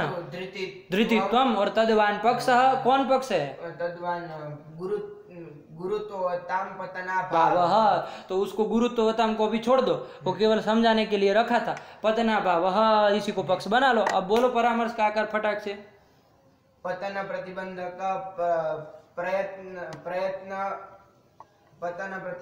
प्रयत्न प्रयुक्तत्व व्याप्य धृतित्ववान पतना भाव। पतना भाव ये परामर्श हो जाएगा। और परामर्श से क्या हो जाएगी? अनुमिति हो जाएगी। क्या हो जाएगी अनुमिति? गुरुत्वताम पतना भाव पतन प्रतिबंधक प्रयत्न प्रयुक्त। हाँ ये कर दिया। लगा कि नहीं लगा? ये अनुमिति कर दी। चलो इसी तरह बोला करो, है कि नहीं है? तुमको कह के कल बताए थे ना, पाठ खत्म हुआ तो सब अनुमान का सब देख करके आना, सब देख करके कुछ पाठ नहीं लगा है तो फिर अगला रहे वो साथी बोलने में। तो ये कर दिया, ठीक है ना। चलो अभी आया कि नहीं? 10-15 बार बोलना है प्रत्येक अनुमान को। अनुमान बोलना है, उसके बाद व्याप्ति बोलनी है दृष्टांत के पुरस्सर, और उसके बाद परामर्श बोलना है, और उसके बाद अनुमिति बोलना है। प्रत्येक अनुमान में 15-15 बार बोलोगे तभी जीवा छूटेगी, वरना ऐसे ही खच खच खच खच करते रह जाओगे, दिमाग फट जाएगा किसी का, सुनने वाले का, है कि नहीं है? चलो है कि अब अरे इतनी देर लगाएगा, सर खराब नहीं हो, माथा खराब हो जाएगा किसी का, है कि नहीं? अरे सट निकलना चाहिए इन सब चीज़ों को। तो चलिए ये कर दिया। तो ये पतना भाव ये किम पक्ष का अनुमान किया? गुरुत्वताम पतना भाव पक्ष का अनुमान किया। तो ये नंबर 2 का अनुमान हो गया। उपलक्षण में नंबर 2 का हो गया कि नहीं हो गया? चलो ये कर लिया। पढ़ लो उसको एक बार और आगे बढ़ो। चलो गुरुत्वताम पतना भाव पतन प्रतिबंधक प्रयत्न प्रयुक्त धृतित्वात् पक्षी पतना भाव। आया कि नहीं आया? और इससे ईश्वर की सिद्धि होगी कि नहीं होगी? होगी। चलो ब्रह्मांड नाश प्रयत्नजन्य नाशत्वात् घट नाशवत्। इसे रुकते का है? वो तुमको पढ़ना नहीं आता है क्या? न्याय के ग्रंथ कैसे पढ़ा जाता है? पढ़ो फिर से। ब्रह्मांड नाश प्रयत्नजन्य नाशत्वात् घट नाशवत्। ठीक है ना? चलिए ब्रह्मांड नाश प्रयत्नजन्य नाशत्वात् घट नाशवत्। तो यही कर ले आज। चलो सरल है, कोई है नहीं। नाशत ब्रह्मा किसको पक्ष साथी हेतु बोलो। चलो फटाफट। पक्ष है ब्रह्मांड नाश, साध्य है प्रयत्नजन्यत्वम, और हेतु है नाशत्वम, और दृष्टांत है घटनाश। घटनाश। इसको कर दिया। आया कि नहीं आया? तो घटनाश को दृष्टांत, हेतु क्या बना दिया? नाशत्व को। जहाँ जहाँ नाशत्व रहता है, यत्र यत्र नाशत्वम तत्र तत्र प्रयत्नजन्यत्वम होता है कि नहीं होता है? यत्र यत्र नाशत्वम तत्र तत्र प्रयत्नजन्यत्वम यथा घटनाश। यह है कि नहीं? घटनाश में नाशत्व रहता है, वहाँ प्रयत्नजन्यत्वम रहता है कि नहीं रहता है? और किसी न किसी के को द्वारा प्रयत्न हुआ तभी तो जाके वहाँ घटनाश हुआ है कि नहीं है? कोई डंडा हुआ, वो प्रयत्न किया तो फिर उसके बाद डंडा उठाया तब जाके उसको फोड़ा है कि नहीं है? तो घटनाश जो हुआ उसमें नाशत्व भी रहा, प्रयत्नजन्यत्व भी रहा कि नहीं रहा, है कि नहीं है? ये गुरु इसमें ना प्रयत्नजन्यत्वम इसमें रहेगा, इसमें ये नाश में, घटनाश में। घट का नाश किसी के प्रयत्न से मैंने परंपरा जनक होगा। हाँ ऐसे परंपरा होगा। इन्होंने यहाँ जन्य शब्द प्रयोग कर दिया। वस्तु क्या कहना चाहिए विनीत, तुम बताओ? वस्तु तो क्या होना चाहिए? प्रयत्न प्रयुक्त। हाँ ऐसा कहते है कि नहीं? प्रयत्न से क्रिया से ना। हाँ ऐसा तो प्रयत्न प्रयुक्त ऐसा शब्द प्रयोग करते तो अच्छा रहता है कि नहीं है? लेकिन चलो अब बता दिए, अब समझ लेना है, ठीक है ना? वो जन्य कहे तो मतलब वो परंपरा भी जन्य है तब भी कह दिया, है कि नहीं? वो परंपरा जन्य है, ऐसा करके चलना, ठीक है ना? समझ करके रखना। लेकिन तो यही कर दिया। तो यत्र यत्र नाशत्वम घटना से तत्र तत्र प्रयत्न जन्यत्वम अस्ति न वा? होता ही है। तो अभाव ब्रह्मांड नाश में, ब्रह्मांड नाश होता ही नहीं, प्रलय काल में पूरे के पूरे ब्रह्मांड का नाश हो जाता है। तो वहाँ नाशत्व है कि नहीं उस ब्रह्मांड नाश में, तो वहाँ पर भी प्रयत्न जन्यत्व रहेगा कि नहीं रहेगा। तो प्रयत्न जन्यत्व जब रहेगा उसमें तो प्रयत्न जन्यत्व की सिद्धि हो जाएगी नाशत्व हेतु के द्वारा, है कि नहीं। क्या व्याप्ति बनाई, बोलो फटाफट व्याप्ति। यत्र यत्र नाशत्वं तत्र तत्र प्रयत्नजन्यत्वं यथा घटना स परामर्श बोलो। प्रयत्नजन्यत्व व्याप्य नाशत्ववान ब्रह्मांड नाशः, ये परामर्श हो जाएगा। और इससे अनुमिति क्या हो जाएगी, ब्रह्मांड नाशः प्रयत्नजन्य, ये सिद्ध हो जाएगा ना, ब्रह्मांड नाशः प्रयत्नजन्य। अब ये जो ब्रह्मांड नाशः प्रयत्नजन्य कह रहे हैं वो प्रयत्न, वो अब इससे तो प्रयत्नजन्य तो ही सिद्ध हुआ। ये देखिए ये जितने भी अनुमान 2-3 हम लोगों ने देखे उन सबसे तो प्रयत्न ज्यादा सिद्ध हो रहा है, साक्षात ईश्वर के साधक नहीं है कि नहीं है। इन अनुमानों के द्वारा तो प्रयत्न जन्यत्व की ही सिद्धि होगी, लेकिन फिर वो प्रयत्न जो है वो अस्मदादि नाम न संभवती। वो प्रयत्न हम लोगों का हो सकता है, वो ब्रह्मांड नाश का प्रयोजक प्रयत्न हम लोगों का संभव है, नहीं ना संभव है। इसलिए तादृश प्रयत्नवत्व ने किसकी सिद्धि हो जाएगी, ईश्वर सिद्धि हो जाएगी। तो ये से जो अनुमान होते हैं ना वो ईश्वर साधक अनुमान तो है लेकिन साक्षात नहीं है, ये ध्यान रखना। परम या ईश्वर के साधक है। हाँ, इस तरह से आगे फिर अनुमानांतर किया जाएगा, ठीक है ना। जैसे कार्यानुमान में हम लोग किए थे ना, वहाँ पर मैं दिनकरी में आया था ना कि भाई फिर तदाश्रयत्व है ना, चूंकि अन्य सबका बाध है तो परिशेषात कौन, वो ईश्वर ही एक अतिरिक्त द्रव्य सिद्ध होगा। तो बस उसी प्रकार से ये सब में भी करना है। आया कि नहीं आया, ये परंपरा मतलब ईश्वर के साधक होते हैं, ये समझ करके रखना, ठीक है ना। चलिए तो यही कर दिया, तो इस अनुमान के द्वारा भी हो जाएगा ईश्वर सिद्धि। चलो अनुमान बोलो फटाफट आगे चलो। ये कर दिया, चलो अब आओ दूसरा। इसके बाद कितने अनुमान देख लिए हम लोगों ने, हमने 3 देखे। ये तीसरा वाला किम पक्ष का अनुमान था, ये ब्रह्मांड नाश पक्ष का अनुमान है। चलो आगे बढ़ो, फिर कौन है, घटादि व्यवहार स्वतंत्र पुरुष प्रयोज्य व्यवहारत्वात् आधुनिक कल्पित लिप्यादि व्यवहारवत्, लिप्यादि व्यवहारवत्, यही है ना। घटादि व्यवहार स्वतंत्र पुरुष प्रयोज्य व्यवहारत्वात् आधुनिक कल्पित लिप्यादि व्यवहारवत्। पक्ष साध्य हेतु बोलो चलो सब। पक्ष इसमें है घटादि व्यवहार साध्य है स्वतंत्र पुरुष प्रयोज्यत्वम और हेतु है व्यवहारत्वम और दृष्टांत है आधुनिक कल्पित लिप्यादि व्यवहार। ये दृष्टांत है। आया कि नहीं आया, ये दृष्टांत बना दिया, बनाया कि नहीं बनाया। चलिए अब क्या कह रहे हो, यत्र यत्र व्यवहारत्व, व्यवहार जहाँ पर भी रहता है वो जो भी व्यवहार होता है वो कैसा होता है, स्वतंत्र पुरुष के द्वारा प्रयोज्य होता है कि नहीं है। स्वतंत्र पुरुष के द्वारा क्या होता है, स्वतंत्र पुरुष प्रयोज्यत्व को ही करा ना, हाँ, स्वतंत्र पुरुष के द्वारा प्रयोज्य होता है कि नहीं है। जैसे कोई भी व्यवहार ले लो, जैसे आधुनिक लिपि आदि व्यवहार, जैसे आधुनिक कोई लिपि बनती है कि नहीं बनती है। जैसे मान लीजिए अंग्रेजी लिपि ही है कि नहीं है। वो लिपि मतलब समझते हो ना, अरे लिपि ये जो चित्र बनाते हैं, भाषा नहीं, भाषा बोलना होता है उसको भाषा कहते हैं, भाषा अलग होता है, लिपि अलग होता है, ये भी नहीं समझ में आता है। लिपि मतलब वो जो लिखते हैं ना आप, ये जो लिखा है TH क्या क्या लिखा है सब, तो वो जो ABCD बोलना नहीं, लिखना, वो जो लिखा जाता है, जो चिन्ह बनाया जाता है, ये ऐसा डंडा लगा करके, तो वो जो लिखना है वही लिपि है। आया कि नहीं आया। तो वो जो आधुनिक लिपि है वो लिपि का व्यवहार होता है कि नहीं होता है। हम लोग सिखाते हैं ना कि भाई ये जो है वो क्या है, ये है, ये जो है ये क्या है, बी है, ऐसे छोटे बच्चों को सिखाया जाता है ना कि ये जो लिखा है वो लिपि है, वो बी, इसको बी बोला जाता है, इसको सी बोला जाता है, इसको डी बोला जाता है। तो ये जो व्यवहार है कि नहीं है, ये व्यवहार ही हुआ कि नहीं हुआ। आधुनिक ये क्या हुआ कि भाई इसको ये कहा जाता है, इसको क पढ़ा जाता है, इसको ख पढ़ा जाता है, इसको ग पढ़ा जाता है, तो ये क्या हुआ, व्यवहार ही हुआ कि नहीं हुआ। ये व्यवहार जो है होता है वो क्या होता है, स्वतंत्र पुरुष के द्वारा प्रयोज्य होता है। कोई स्वतंत्र पुरुष कोई होता है जिसके द्वारा ये व्यवहार क्या होता है, प्रयोज्य होता है, जन्य होता है। आया कि नहीं आया। गुरु ये जो व्यवहार है, व्यवहार से क्या समझ रहे हैं, मतलब आप नहीं, ये नहीं समझना है, इसलिए कहा, ठीक है ना, इसलिए पूछा।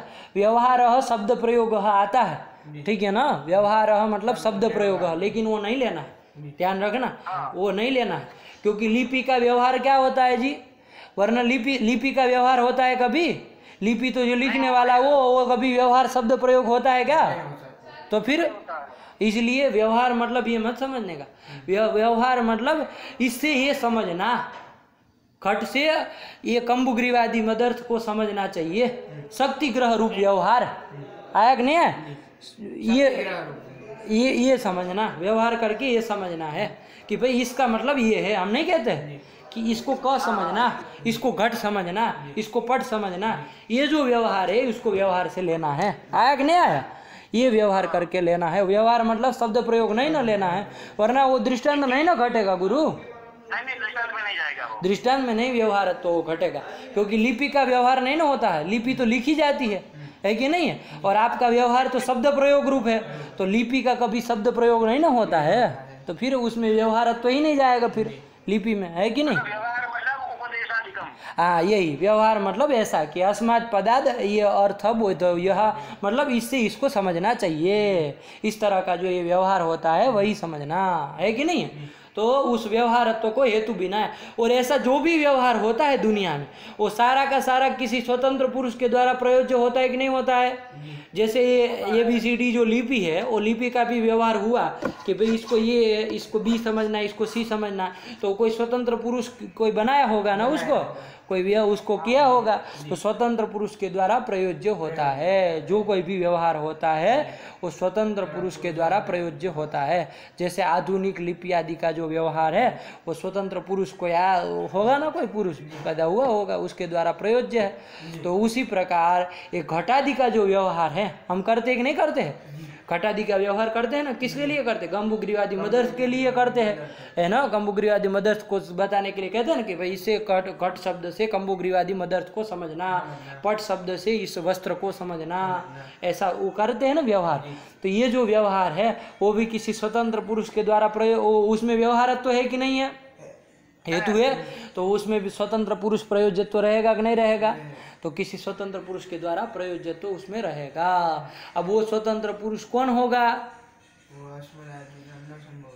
वो स्वतंत्र वो ऐसे स्वतः हम लोग, वो देखिए वो हम लोगों का नहीं हो सकता है। देवंग गुरु चलिए आप बताइए, नहीं हो सकता है हम लोगों का नहीं हो सकता है, क्योंकि हम लोगों का जो व्यवहार है, हाँ, वो व्यवहार किसी के अधीन व्यवहार है। हम लोग भी तो करते हैं जी।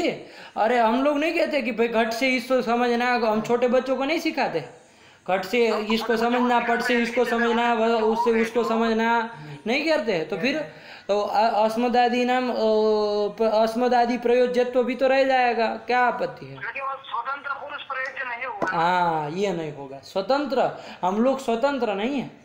हम लोग कहे व्यवहार तो कर सकते हैं कि घट से कंबुग्रीवादी मदर्थ को समझना, पट से उस वस्त्र को समझना, लेकिन हम किसी के अधीन चलते हैं, है कि नहीं है। हमारा अपना स्वतंत्र हमारा नहीं होता है कि नहीं है, स्वतंत्र हम नहीं होते उसको, हम किसी को स्वतंत्र रूप से नहीं कह सकते घट को, इसको हमका परंपरा से जो चला आ रहा उसी को हम कहते हैं कि भाई घट से इसको समझना, पट से इसको समझना, है कि नहीं है। तो हमारा स्वतंत्र कोई नहीं ना है उसमें, स्वतंत्र पुरुष हम नहीं है उसके प्रयोजक के रूप में। उस व्यवहार का प्रयोजक कोई स्वतंत्र पुरुष भी तो होगा। अरे सब तो अधीन को, हम सब तो अधीन हो गए, मान लीजिए जो जीवात्मा है वो सब तो, लेकिन कोई स्वतंत्र पुरुष उसका प्रयोजक होगा कि नहीं होगा, और वो कौन होगा, तो जीव कोई नहीं होगा, है कि नहीं। वो कौन होगा, तो वो ईश्वर ही होगा। तो वो स्वतंत्र पुरुष ईश्वर ही होगा, ऐसा करके ईश्वर की सिद्धि होगी। आया कि नहीं, व्यवहारत्व हेतु के द्वारा। लगा कि नहीं लगा, क्या बोले अनुमान का आकर क्या बोले, घटादि व्यवहार स्वतंत्र पुरुष प्रयोज्य व्यवहारत्वाद आधुनिक कल्पित लिप्यादि व्यवहार। आया कि नहीं आया, ये देखो व्यवहारत्व हेतु के द्वारा, वरना पुरुष प्रयोज्यत्व भी साध्य बना लेते, है कि नहीं है। अरे यत्र यत्र व्यवहारत्वम तत्र तत्र पुरुष प्रयोज्यत्वम कर लेते कि नहीं कर लेते, लेकिन इससे ईश्वर की सिद्धि नहीं ना हो पाती, हो पाती है नहीं हो पाती। पुरुष प्रयोज्यत्व को सिद्ध साध्य बनाते तो ईश्वर की सिद्धि हो पाती, गुरु नहीं हो पाती, नहीं ना हो पाती। अरे वो सो पुरुष हम लोग भी संभव है ना। अरे ये तो स्वतंत्र पुरुष, जो स्वतंत्रत्व विशेषण पुरुष में दिया, इसलिए वो पुरुष हम लोग नहीं हो सकते, क्योंकि हम लोग किसी अधीन चलते हैं, है ना। हम लोग किसी कोष आदि के अधीन, किसी व्यवहार के अधीन, किसी के मतलब किसी अपने पिता माता के अधीन, वो बहुत सारों के अपने आचार्य के अधीन, इन सब के अधीन चलते हैं। तो वो अंत गत्वा, और हमारे जो माता पिता है, चाहे गुरु है, आचार्य है, वो सब भी, चाहे वो कोष की रचना करने वाले, वो सब भी तो किसी न किसी के अधीन थे। तो अंत तो गत्वा अंतिम में जाकर के कोई प्रयोजक के रूप में कोई स्वतंत्र पुरुष मिलेगा जो ये व्यवहार किया है कि घट से इसको समझना, इसको ये समझना, ये बताया है कि नहीं है। तो वो कौन होगा? तो वो स्वतंत्र पुरुष जो है वो ईश्वर ही होगा। तो वो इस अनुमान के द्वारा इस तरह से ईश्वर की स्थिति कर रहा है। क्या बोलो? स्वतंत्र पद तो नहीं देते तो भी हो जाएगा, क्योंकि अगर हम संभव ही नहीं है ना उसके व्यवहार के लिए, घटादि व्यवहार है वो तो परंपरा से आ रहा है, लेकिन कोई प्रयोज्य एक पुरुष होगा वो तो हम तो संभव नहीं है। अरे घटादि व्यवहार पुरुष प्रयोज्य वो व्यवहारत्वाद ये कहा, तो घटादि व्यवहार हम करते हैं कि नहीं करते हैं? हम घटादि व्यवहार करते हैं कि नहीं करते हैं? तो वो व्यवहार पुरुष प्रयोज्य हो गया कि नहीं हो गया? तो पुरुष प्रयोज्य तो सिद्ध किया, वो पुरुष कौन है? हम लोग संभव है कि नहीं है? हो गया। इस ईश्वर की सिद्धि कहाँ हुई? ईश्वर की सिद्धि हम लोगों की सिद्धि हुई। हम लोग तो साफ सामने ही खड़े हैं, हमको सिद्धि क्या करना है कि नहीं है? हम तो इधर अभी इधर व्यवहार तो कर ही रहे है कि नहीं? आया कि नहीं आया? नहीं हो पाती।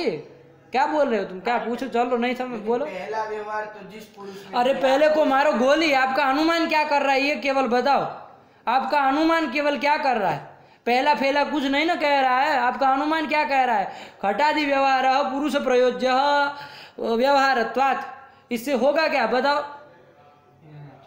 तो फिर अरे हमको जहाँ तक ईश्वर की सिद्धि ना हो तब तक लड़ना है कि नहीं? तब तक बोलना है जो इतना बोलना पड़े। इससे केवल यत्र यत्र व्यवहारत्वम तत्र तत्र पुरुष प्रयोज्यत्वम कहने से ईश्वर की सिद्धि नहीं होगी। वो अनुमान तो हमारे होने से ही तो हो जाएगा, काम चल जाएगा, है कि नहीं है? उसके लिए कोई अतिरिक्त उसको मानने की जरूरत नहीं ना पड़ेगी। अरे वो प्रयोजक पुरुष तो हम भी तो संभव हैं। अरे अन्य सबका बाद हो तब जाके पुरुष का वो प्रयोजक वो ईश्वर सिद्ध हो, है कि नहीं? ऐसा तो नहीं ना है। यदि केवल पुरुष प्रयोज्यत्व सिद्ध करे तो, है कि नहीं है? या तो फिर इधर कुछ करते हैं कि भाई आद्य व्यवहार ऐसा कुछ बनाते हैं कि नहीं गुरु? घटादि का आद्य व्यवहार उधर या तो देते, जैसे स्वर्गाद्य कालीन द्वेणुक प्रयोजन कर्म उधर बनाए थे, है कि नहीं? या तो इधर व्यवहार में आद्य वैद्य देते, लेकिन कुछ देना पड़ता ना, तो इन्होंने साध्य में जोड़ा है स्वतंत्र पुरुष प्रयोज्य, है कि नहीं? अब सब अलग अलग तरीका समझना है कि सब जगह आद्य आद्य करने से ही होगा फिर सब जगह। तो चलो यही कर दिया। समझ में आया कि नहीं आया? चलो अनुमान बोलो क्या हुआ? घटादि व्यवहार स्वतंत्र पुरुष प्रयोज्य व्यवहारत्वात् आधुनिक कल्पित लिपि आदि व्यवहार। हाँ, आधुनिकों के द्वारा कल्पित जो लिपि है उसका जो व्यवहार होता है तद्वत उसमें व्यवहारत्व भी है और स्वतंत्र पुरुष प्रयोज्यत्व भी है। कोई होगा ना डेन फेन कोई तो नाम वाला कोई स्वतंत्र पुरुष रहा होगा जिसके द्वारा वो व्यवहार हुआ उस लिपि का, है कि नहीं? कि भाई इसको ए समझना, इसको बी समझना। तो यही क्या होता है, व्यवहार जो होता है वो क्या होता है? स्वतंत्र पुरुष के द्वारा प्रयोज्य होता है। तो घटादि व्यवहार में भी व्यवहारत्व है तो वो भी स्वतंत्र पुरुष के द्वारा प्रयोज्य होगा। तो उस स्वतंत्र पुरुष हम सब वो स्वतंत्र नहीं है, वो हम लोग तो किसी न किसी के अधीन चलते हैं, चाहे कोष आदि के अधीन है, चाहे अपने गुरु माता पिता के अधीन होकर के हम चलते हैं, है कि नहीं? आपने वो कोई वृद्धादि के द्वारा प्रयोग वो अधीन रहते, वृद्धादि के अधीन रहते हैं, लेकिन स्वतंत्र पुरुष को कौन होगा? तो वो ईश्वर ही होगा। आया कि नहीं? ये अनुमान गुरु जो है ना वो परंपरा या ईश्वर का साधक नहीं है, साक्षात ईश्वर का साधक है। स्वतंत्र पुरुष साक्षात ईश्वर का साधक है, ध्यान देना, है कि नहीं है? साक्षात स्वतंत्र पुरुष की सिद्धि हो रही है, वो ईश्वर ही है। और स्वतंत्र पुरुष सिद्ध करके फिर वो प्रकृति की तरह तद्वत्व ना ऐसा नहीं ना करना। तो ये अनुमान साक्षात ईश्वर का साधक है। हाँ, तो कोई अनुमान इसमें साक्षात ईश्वर के साधक आएंगे, कोई परंपरा आएंगे। आपको समझ करके रखना है, विवेक करना है, ठीक है ना? अनुमान बोलो, उसके बाद व्याप्ति बोलो, इसके बाद परामर्श बोलो, उसके बाद अनुमिति बोलो, विनय। चलो क्रम से बोलना, एक गलती मत करना। घटादि व्यवहार स्वतंत्र पुरुष प्रयोज्य व्यवहारत्वात् आधुनिक कल्पित लिप्यादि व्यवहारवत्, यह अनुमान हो गया। और इसकी व्याप्ति बोलो। यत्र व्यवहारत्वं तत्र तत्र स्वतंत्र पुरुषः प्रयोज्यत्वं। स्वतंत्र पुरुषः प्रयोज्यत्वम, ये कौन सा मूर्ख वैयाकरण बन के पैदा हुए हो? स्वतंत्र पुरुष प्रयोज्यत्वं, हाँ, आधुनिक कल्पित लिप्यादि व्यवहारवत्। ये व्याप्ति हो गई। चलो परामर्श बोलो फटाफट। स्वतंत्र पुरुष प्रयोज्यत्व व्याप्य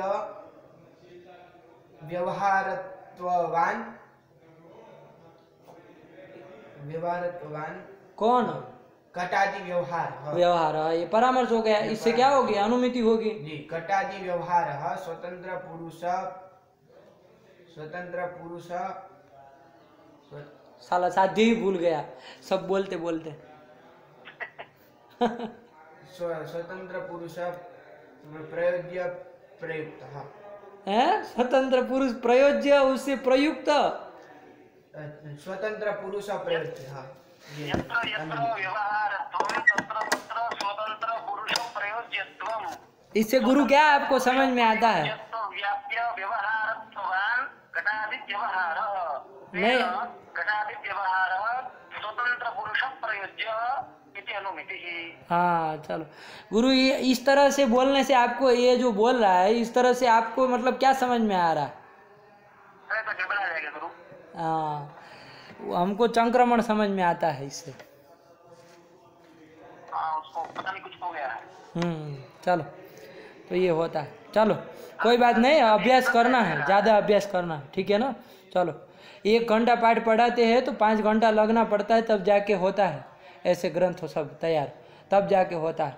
ऐसे 1 घंटा पाठ लगा और 1 घंटा पढ़ाए, आधे घंटे में पाठ लगा खाली हो गए तो ऐसे नहीं नैयायिक बना जाता है कि नहीं है?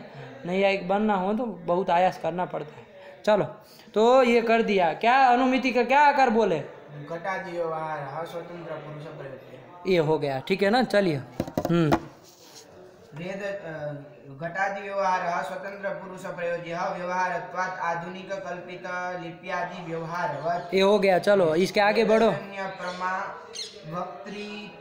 वक्त्री यथार्थ वाक्यार्थ ज्ञानजन्या शाब्द प्रमात्वात् चैत्र वाक्यजन्य प्रमावत्। हाँ, चैत्र वाक्यजन्य प्रमावत। पक्ष साध्य हेतु बोलो फटाफट।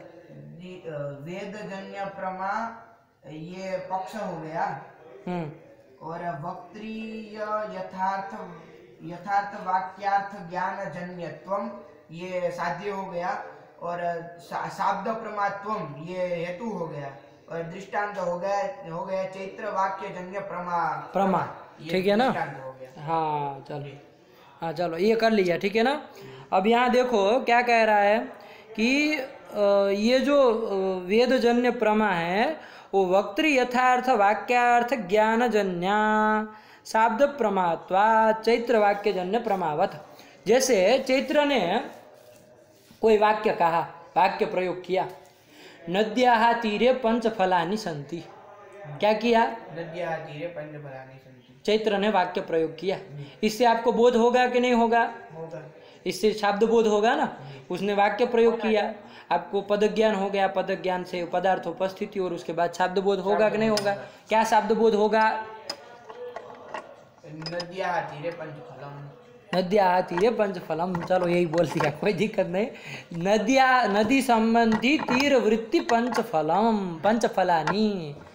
क्या बोलोगे? नदी संबंधी तीर वृत्ति पंचफलानी। नद्याः था ना, तो नद्याः तीर, तो नदी संबंधी तीर, षष्ठी का संबंध अर्थ है। नदी संबंधी तीर, नदी समीप तीर है कि नहीं, सामीप्य संबंध हो जाएगा। नदी संबंधी तीर, और तीरे सप्तमी थी, तीरे पंचफलानी, तो तीर वृत्ति, सप्तमी का वृत्तित्व अर्थ है। तो नदी संबंधी जो तीर तद वृत्ति पंचफलानी, ऐसे सामान्य रूप से कम इतना बोध हुआ कि नहीं हुआ? तो ये शब्द बोध होता है, आया कि नहीं आया? ये शब्द बोध जो हुआ वो प्रमा है कि अप्रमा है? ये प्रमा है। मिल जाएगा तो प्रमा है। मिल जाएगा तो प्रमा है, अगर नहीं मिलेगा तो अप्रमा है। अप्रमा है कि नहीं है? देखो प्रमा कब होगा? है ना, प्रमा कब होगा, जब वो आप जा कर के देखेंगे तो वो परमात्मा का तो निर्धारण ऐसे ही होता है कि भाई आप प्रवृत्ति करेंगे, वहाँ जाएंगे, चलो वहाँ जाके देखे, वहाँ पर आपको फल मिल गए, सफल प्रवृत्ति हुई, तो उससे आपको क्या परमात्मा का निश्चय हो जाता है कि भाई हाँ हमको जो ज्ञान हुआ था वो प्रमा है। आया कि नहीं आया? तो वो कैसी प्रमा कहलाती है? प्रत्यक्ष प्रमा कहलाएगी ना, प्रत्यक्ष प्रमा कहलाएगी ना, वो प्रत्यक्ष हुआ है ना तुमको।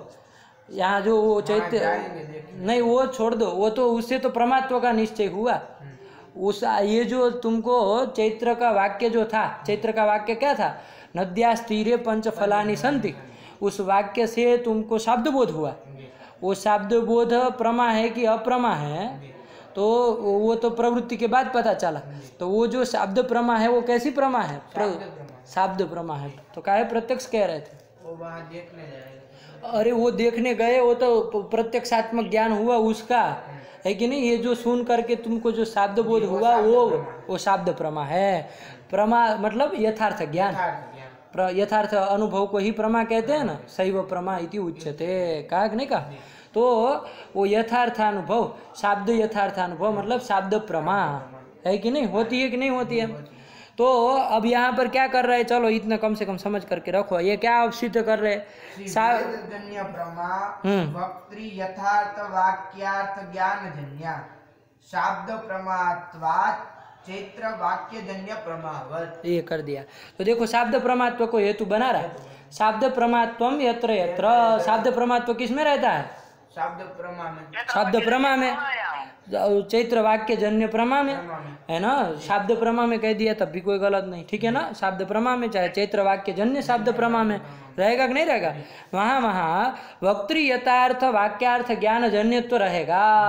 क्या रहेगा? वक्तृ यथार्थ वाक्यार्थ ज्ञान जन्य रहेगा उस प्रमा में। वक्तृ यथार्थ, ये शब्द प्रमात्व यानी कि चैत्र बोला नद्या तीरे पंच फलानि सन्ति, और उससे जो ज्ञान हुआ कि नदी संबंधी तीर वृत्ति पंच फलानी, ये शब्द प्रमा है ना, है शब्द प्रमा, यही शब्द प्रमा जो तुमको शब्द बोध हुआ। ये जो नदी संबंधी तीर वृत्ति पंच फलानी, ये जो शब्द बोध हुआ यही शब्द है, यही शब्द बोध है। अब वो प्रमा है कि नहीं है, ये आपको कालांतर में प्रवृत्ति करने से पता चलता है, ठीक है ना। अभी हमको नहीं जाना, वो प्रमा है। लेकिन प्रमा कब होती है? जब वो कैसे पता चलता है? परमात्मा का निश्चय कब होता है?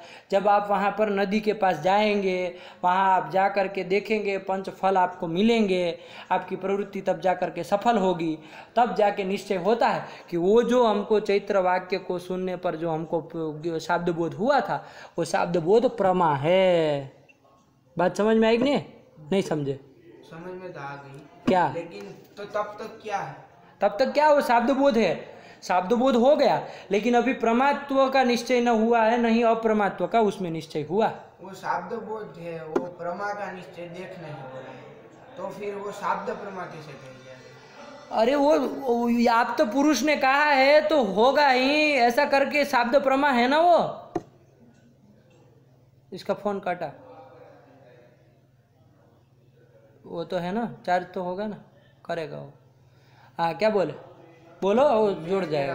हाँ वाक्य कहा, लेकिन उसमें प्रमा है कि अप्रमा है उसका निश्चय देखने, वो सामने देख लिया आपने, उसके बाद ही उसको कह रहे हैं, उसके बाद ही उस दृष्टांत जिसको हम बना रहे हैं उसको तभी बना रहे है कि नहीं। वो प्रमा है, उसको देख लिया, जान लिया कि वो है, वो शब्द प्रमा है। प्रत्यक्ष प्रमा कैसे कहें? कौन प्रत्यक्ष प्रमा? तो वो शब्द प्रमा कैसे कह रहे हैं? ज्ञान तो वो निश्चय तो प्रत्यक्ष से हुआ। किसका निश्चय प्रत्यक्ष से हुआ? वहाँ पर 5 फल है या नहीं, 5 फल है या नहीं, उसका निश्चय वहाँ नहीं हुआ। उस आदमी ने जो कहा था वो सही है कि नहीं, वो निश्चय हुआ। क्या निश्चय हुआ? सही से विचार करो। आदमी ने जो कहा, वो जो चैत्र ने कहा था और वो जो चीज कही चैत्र ने, वो सही है कि नहीं, वो यथार्थ है कि नहीं, उसका निश्चय हुआ तब जा करके। वहां पर पंच फल है, उसका ज्ञान तो जैसे ही उसने वाक्य प्रयोग किया आपको तुरंत पता चल गया मैं आपको कहूँ वहाँ जाओ फल पड़े हैं तो तुमको तभी पता चल गया कि वहाँ फल पड़े हैं। वो थोड़ी राह देखेगा कि तुमको ज्ञान होने में कि तुम जाओगे तब ज्ञान होगा कि है कि नहीं, है कि नहीं। ज्ञान तो मैंने कहा तुरंत हो गया, है कि नहीं, हो गया कि नहीं हो गया, शब्द बोधात्मक ज्ञान। उसमें अब बात रही कि वो जो ज्ञान हुआ वो सही है, मतलब यथार्थ है कि नहीं है, उसमें यथार्थत्व है कि नहीं है, उसका निर्णय बाद में होता है। बात समझ में आई कि नहीं है, ये बाद में होता है। उसका ज्ञान तो जैसे ही वाक्य प्रयोग किया चैत्र ने कि नद्यास्तीरे पंच फलानि संति, तदुत्तर काल में ही क्या हो जाएगा, ज्ञान हो जाएगा, वाक्य वाक्यार्थ ज्ञान हो जाएगा। हाँ, टर्न स्पीकर ऑन, एक मिनट।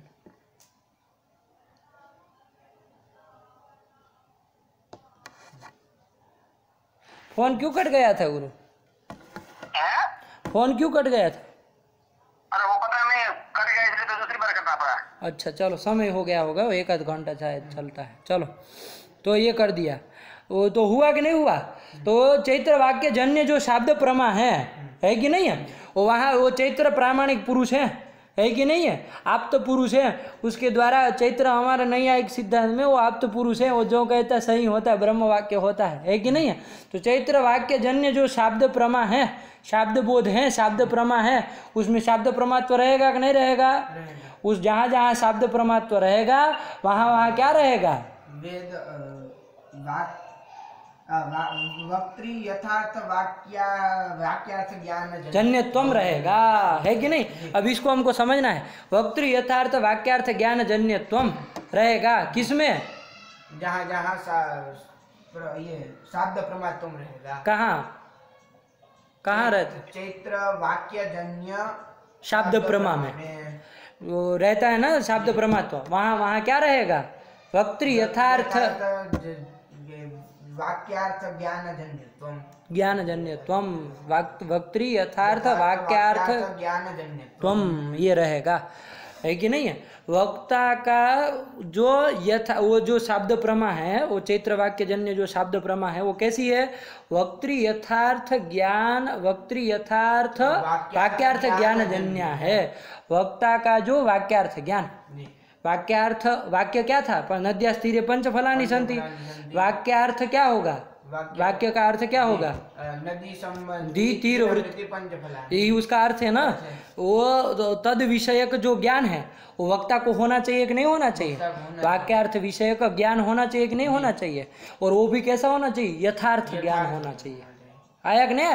वाक्यार्थ विषय का ज्ञान किसको होना चाहिए? वक्ता को होना चाहिए, लेकिन कैसा? यथार्थ। ऐसा यथार्थ वक्ता को वाक्यार्थ विषय ज्ञान रहेगा तभी जाके क्या होती है? शब्द प्रमा होती है। आया कि नहीं आया? मान लीजिए उसको वो वाक्यार्थ, मान लीजिए कोई आदमी है जैसे चैत्र ही है, उसने क्या देखा? वो रज्जू की जगह वो रज्जू को क्या सर्प समझ लिया अंधकार की वजह से, है कि नहीं है। तो उसने आपको कह दिया अरे अत्र सर्प अस्ति, ये कह दिया, है कि नहीं। तो आपको शब्द बोध हो गया कि नहीं हो गया? हो गया। तो वो जो शब्द बोध होगा उसमें शब्द प्रमात्व है? नहीं है। शब्द प्रमात्व नहीं ना है, वो प्रमा नहीं ना है। वो प्रमात्व बाद में निश्चित हो, कोई दिक्कत नहीं, ठीक है ना।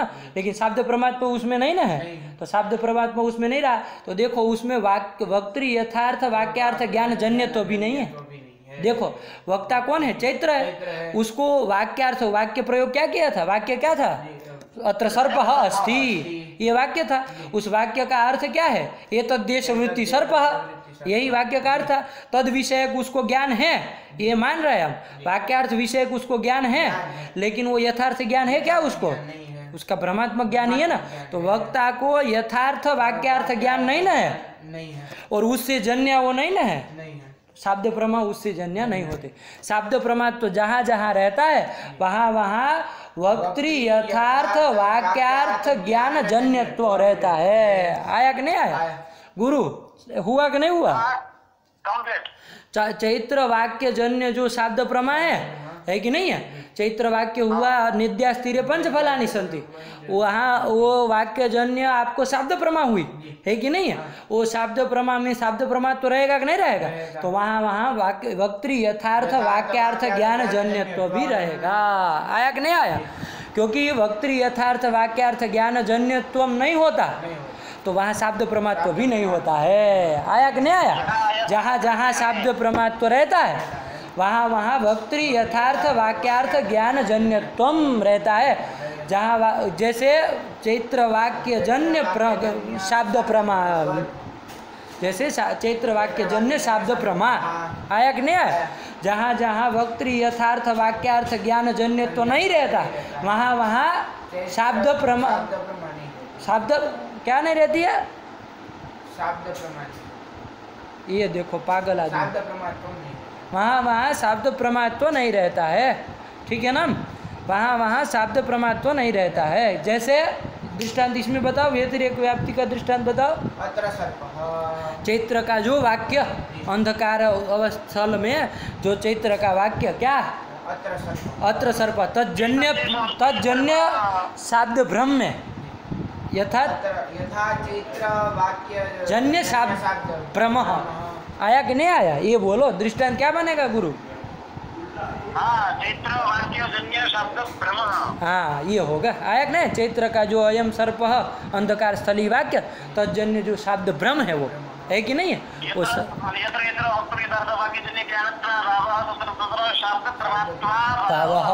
यथा शाब्द भ्रम, हाँ है कि नहीं? शाब्द चैत्र वाक्य जन्य शब्द नहीं ना होगा, चैत्र का वाक्य ही शब्द है। चैत्र वाक्य जन्य जो शाब्द भ्रम। आया कि नहीं? वही आया कि नहीं? ये समझ करके रखना। तो ये समझ में आए? शाब्द प्रमात्व जहाँ जहाँ रहेगा वहाँ वहाँ वक्तृ यथार्थ वाक्यार्थ ज्ञान जन्यत्व